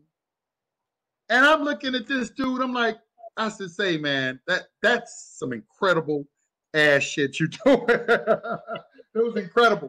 But you know, that was my point. You know, when I went out to California, I remembered how to enjoy my life again. And that's what, you know, this is all about. You know, everybody's talking about, you know, you can't save the world and you can't save somebody who want to be saved. Everybody don't want to be a Moor. Everybody don't want to be a Christian. Everybody don't want to be a Muslim. Everybody don't want to be a Jew. Everybody, you ain't gonna get everybody to come and join your organization. You're not. You're not. Okay. I don't care how much sense you make or whatever. You're not. So what can we all get along on? What can we all agree on? We can all agree that we need some kind of money to live. So why can't we all get together on that point, okay, and allow people to live their lives how they want to live their lives? And that's the conclusion I've come to as long as I've been around and everything. Is like, hey, this is about, okay, abundance. Because if you are living in lack and limitation, you got a poverty mindset. Don't make no excuse for it. Ain't no excuse for it. You know, you living in that. That's your mind. I look at the mindset of the individuals that I'm dealing with and everything. Okay, what are you doing as far as your abundance and everything? So that's me. I'm always talking. You know, I'm not getting off point. Anybody listens to my show? No, I talk about this all the time. I'm either talking about commerce or I'm talking about the law of attraction. Matter of fact, I got a video. Yeah, you seen the video I made on my law of attraction? You probably ain't seen it, have you? No, I have not. You have to send me the link or something. Okay, I'm gonna put the link in the chat room right now. I know we're getting ready to close. Put it over here in the private chat, and I'll put it over.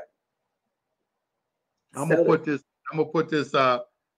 This is what I use every morning, and I follow a principle of, and this is how money comes to me. You cannot be selfish with money, or you cannot try to hoard money, is what I mean. In other words, if you ask the universe for $100 to pay your light bill, and you get the $100, pay the light bill with it. Don't say, oh, well, I need to hold on this $100. Something more important might come up. No, that was provided for that reason. You'll be provided for the next situation that comes. Once you start understanding and living your life now you start to get in a flow. And a current starts to flow through you. And once you start getting that current operating through you on a consistent basis, then you begin to get confident. And as you start getting confident, you start to see that money just comes to you just all the time. And this is living in abundance.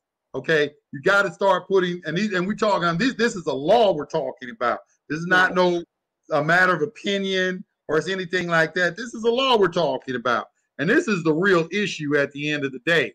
Okay, how are you living your life? You know, are you happy?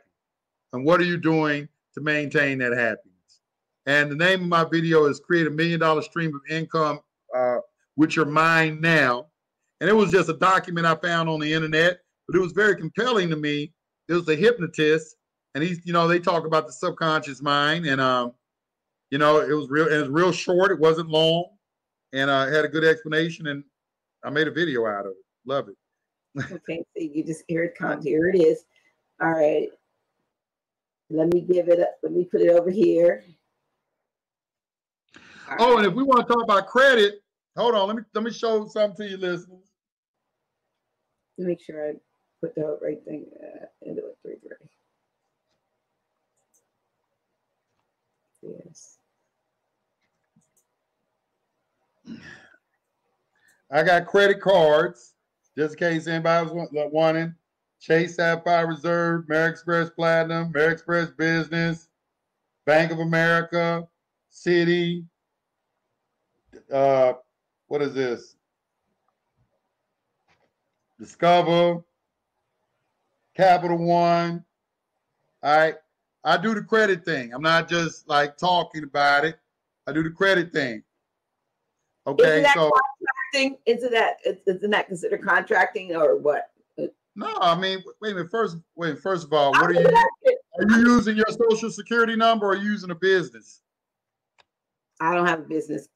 Okay. Well, everything that you do should be done through some sort of entity. You mean like the only way you're going to contract with them is using that social security number. Because the social security number is the tie back to the 14th Amendment. So when you say a person should have a business, are you saying a business with a EIN or some other number? You're gonna have to have an EIN if you're gonna do banking. Right. How you gonna operate in commerce without it? I'm asking whether it's an EIN or some other form of. You get a 98 number. 98 number is a foreign number. Okay, and let me explain that to people, because I think there is this notion that just because you got a 98 number, you free or you all the way private. The IRS doesn't go by that. The IRS goes by what's called form versus substance. In other words, the formation of your entity is not what they look at. They look at the substance of your transactions that you're engaging in. So if you take a private business trust and you do business with a business that's within the United States, there's going to be a tax that's going to be created from that. Okay, and it's going to originate at the source. Now, the trust itself may not be taxable, but that tax is going to pass through to those beneficiaries. And if you don't report who those beneficiaries are, and let them know whether or not they're U.S. citizens, there's going to be a presumption that they're U.S. citizens, and they're going to tax you. Additionally, if you don't know how to administer a trust, okay, and you go in and you say, let's say you form a private trust, and then you let the beneficiaries start directing the actions of the trustees. All right, well, now you don't have a trust anymore. You have what is called a partnership or an association. And what they're going to do is the IRS commissioner is going to hail you into court, and he's going to pull the minutes, because the minutes are the lifeblood of any trust. And they're going to look at the minutes of your trust, and if it doesn't go in alignment with your transactions, they're going to construe that as something else other than a trust, and then you're going to get what's called a deficiency judgment. They're going to go back all the years that you had that particular entity and tax you with that, probably bankrupt your trust, the corpus of your trust. So now you learn all this. How do I learn all this? Because I go to Google Scholar and I put in private trust and I read all the case law, people going into court with their trust, thinking one thing and then going into trust and finding out something else. Is that what you teach at SBC University? Yes, it is.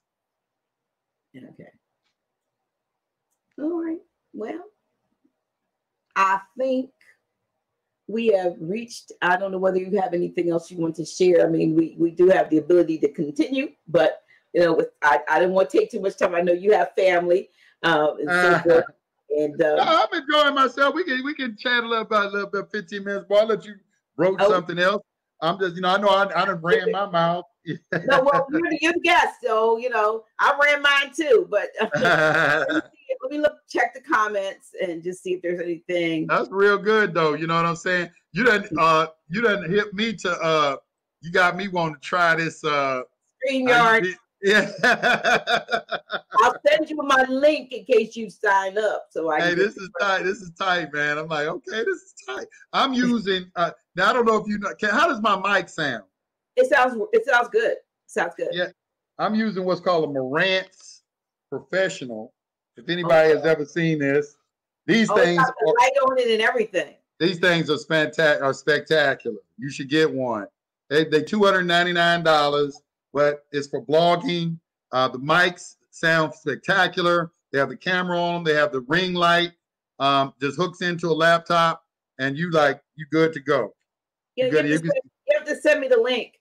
You have to send me, I'm always trying to upgrade with what I'm doing, and it just because sometimes you be on here by myself, and I want to be able to the best quality and so forth.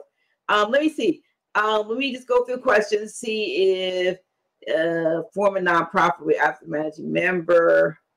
Look up Dr. N. Look up statelessness, and then look up ID 2020, and you actually have to read. I think it's the about section 8 or something like that, but it says who ID 2020 is for the stateless people. Okay. Okay. So basically, you telling me to go look up a statute?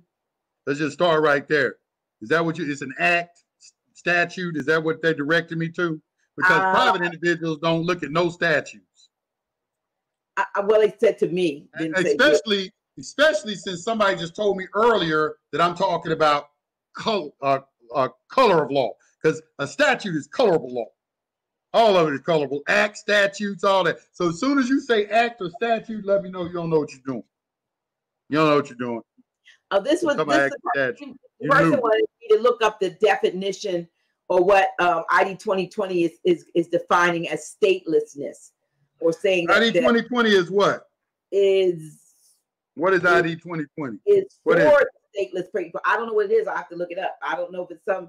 Let me read it real quick. It says ID 20. I'm going to read it. It says, since 2016, ID 2020 has advocated for ethical privacy protecting, or is this something else? This must be something else. Hold on. Because this looks like some ID is a non.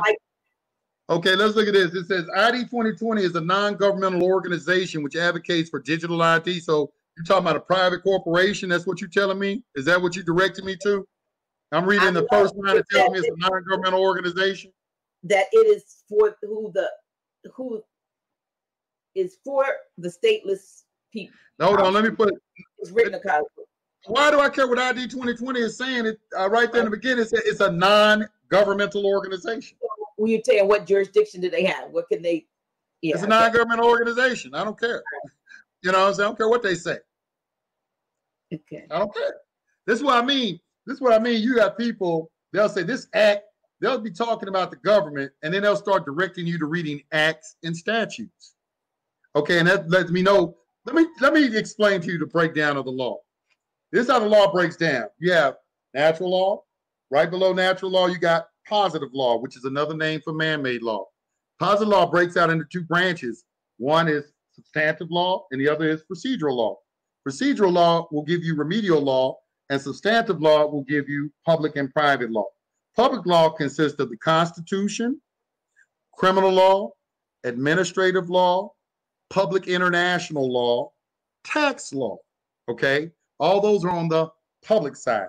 Private law consists of contract law, property law, tort law, family law, okay? Private international law, okay? Now, if you can't break that down in your mind, how I just did, and Google this and see for yourself, you don't even need to be talking and commenting on here because you don't know what you're talking about.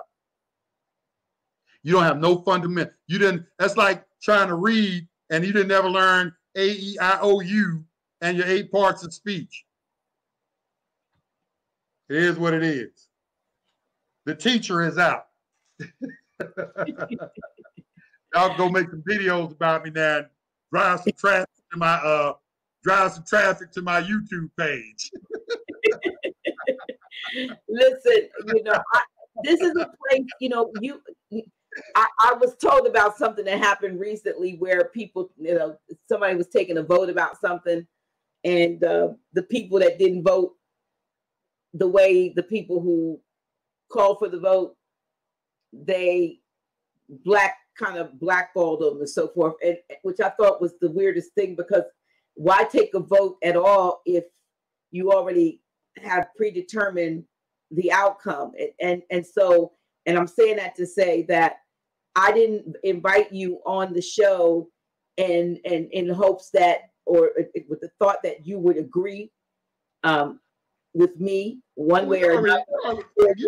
We go back. You already know I am. I'm a belligerent. I know. Like I said, and those that weren't here at the very beginning of your interview, right. They do not know that you and I have worked together for at least the last 5 years, and to this day still work together.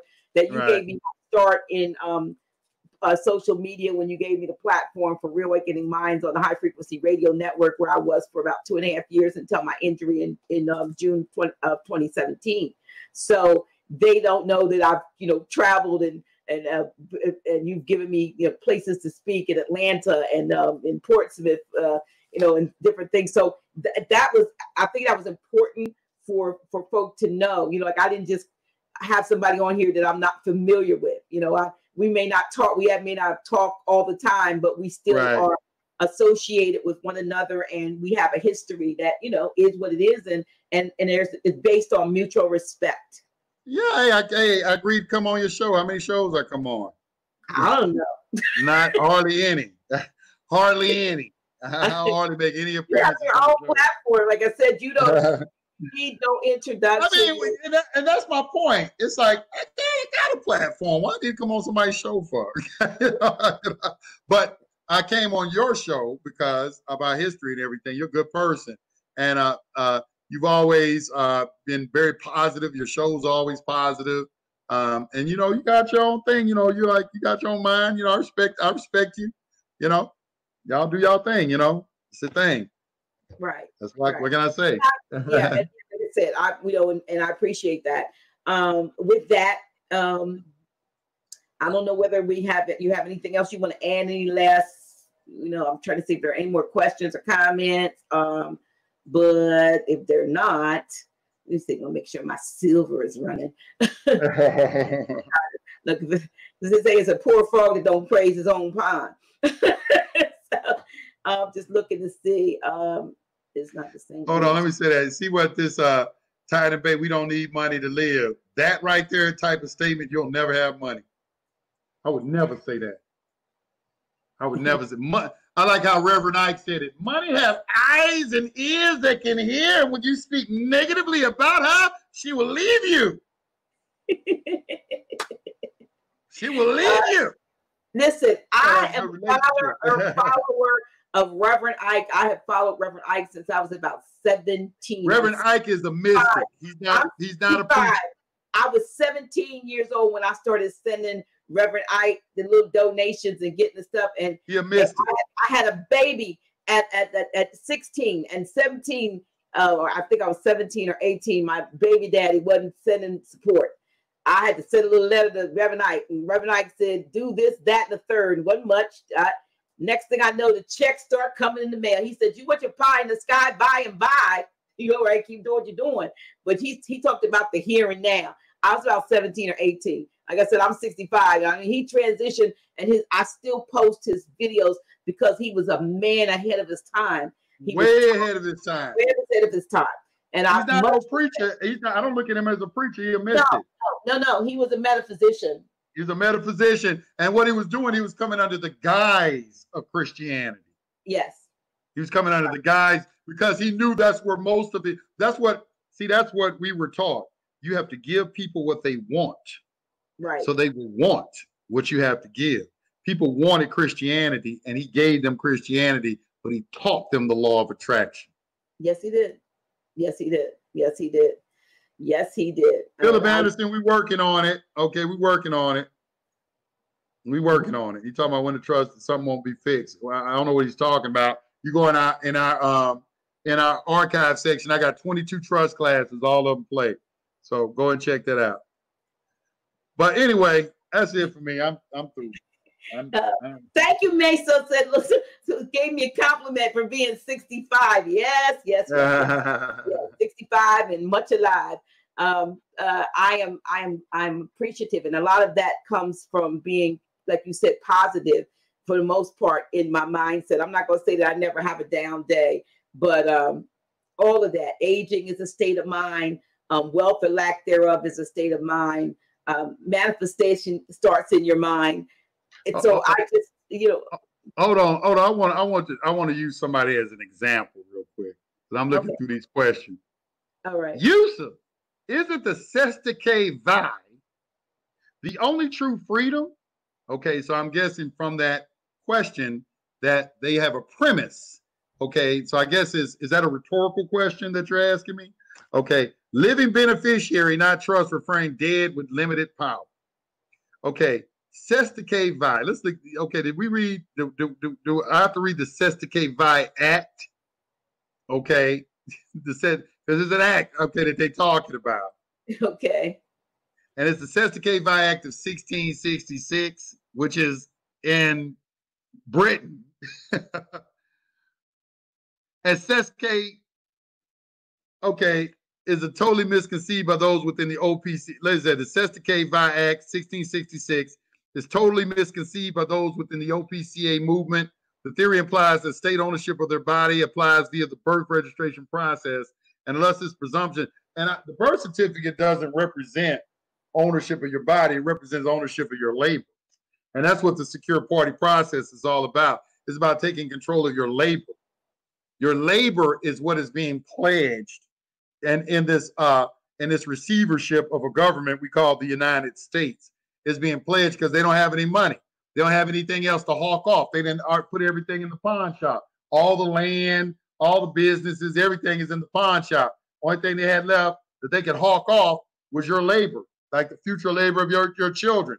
And that's what you're taking back with the secure party process. All right. You're going back and filing a claim, a superior claim on your labor. You are demonstrating that you are more than competent enough to handle your own commercial affairs, because you're being looked at as an incompetent when it comes to commerce. So no, so don't throw these Sestake Vi Act of 60, because this person talked about the Sestake Vi, but they conspicuously left off the Act of 1666. Talking about you lost at sea. Just all that stuff. That's another example of people putting stuff out there, don't know grammar. Are you gonna put it out there? You know, university. Look, here's your Professor Yusuf. You know what I mean? You know, listen, man, all this stuff. Let me just say this. Let me say this before I go. When I started in this, all we had was secured party. That was it. Today, we got a million different things, all talking about the same thing. Principles are few, methods are many. We got all this methodology, but you don't have to learn all this methodology.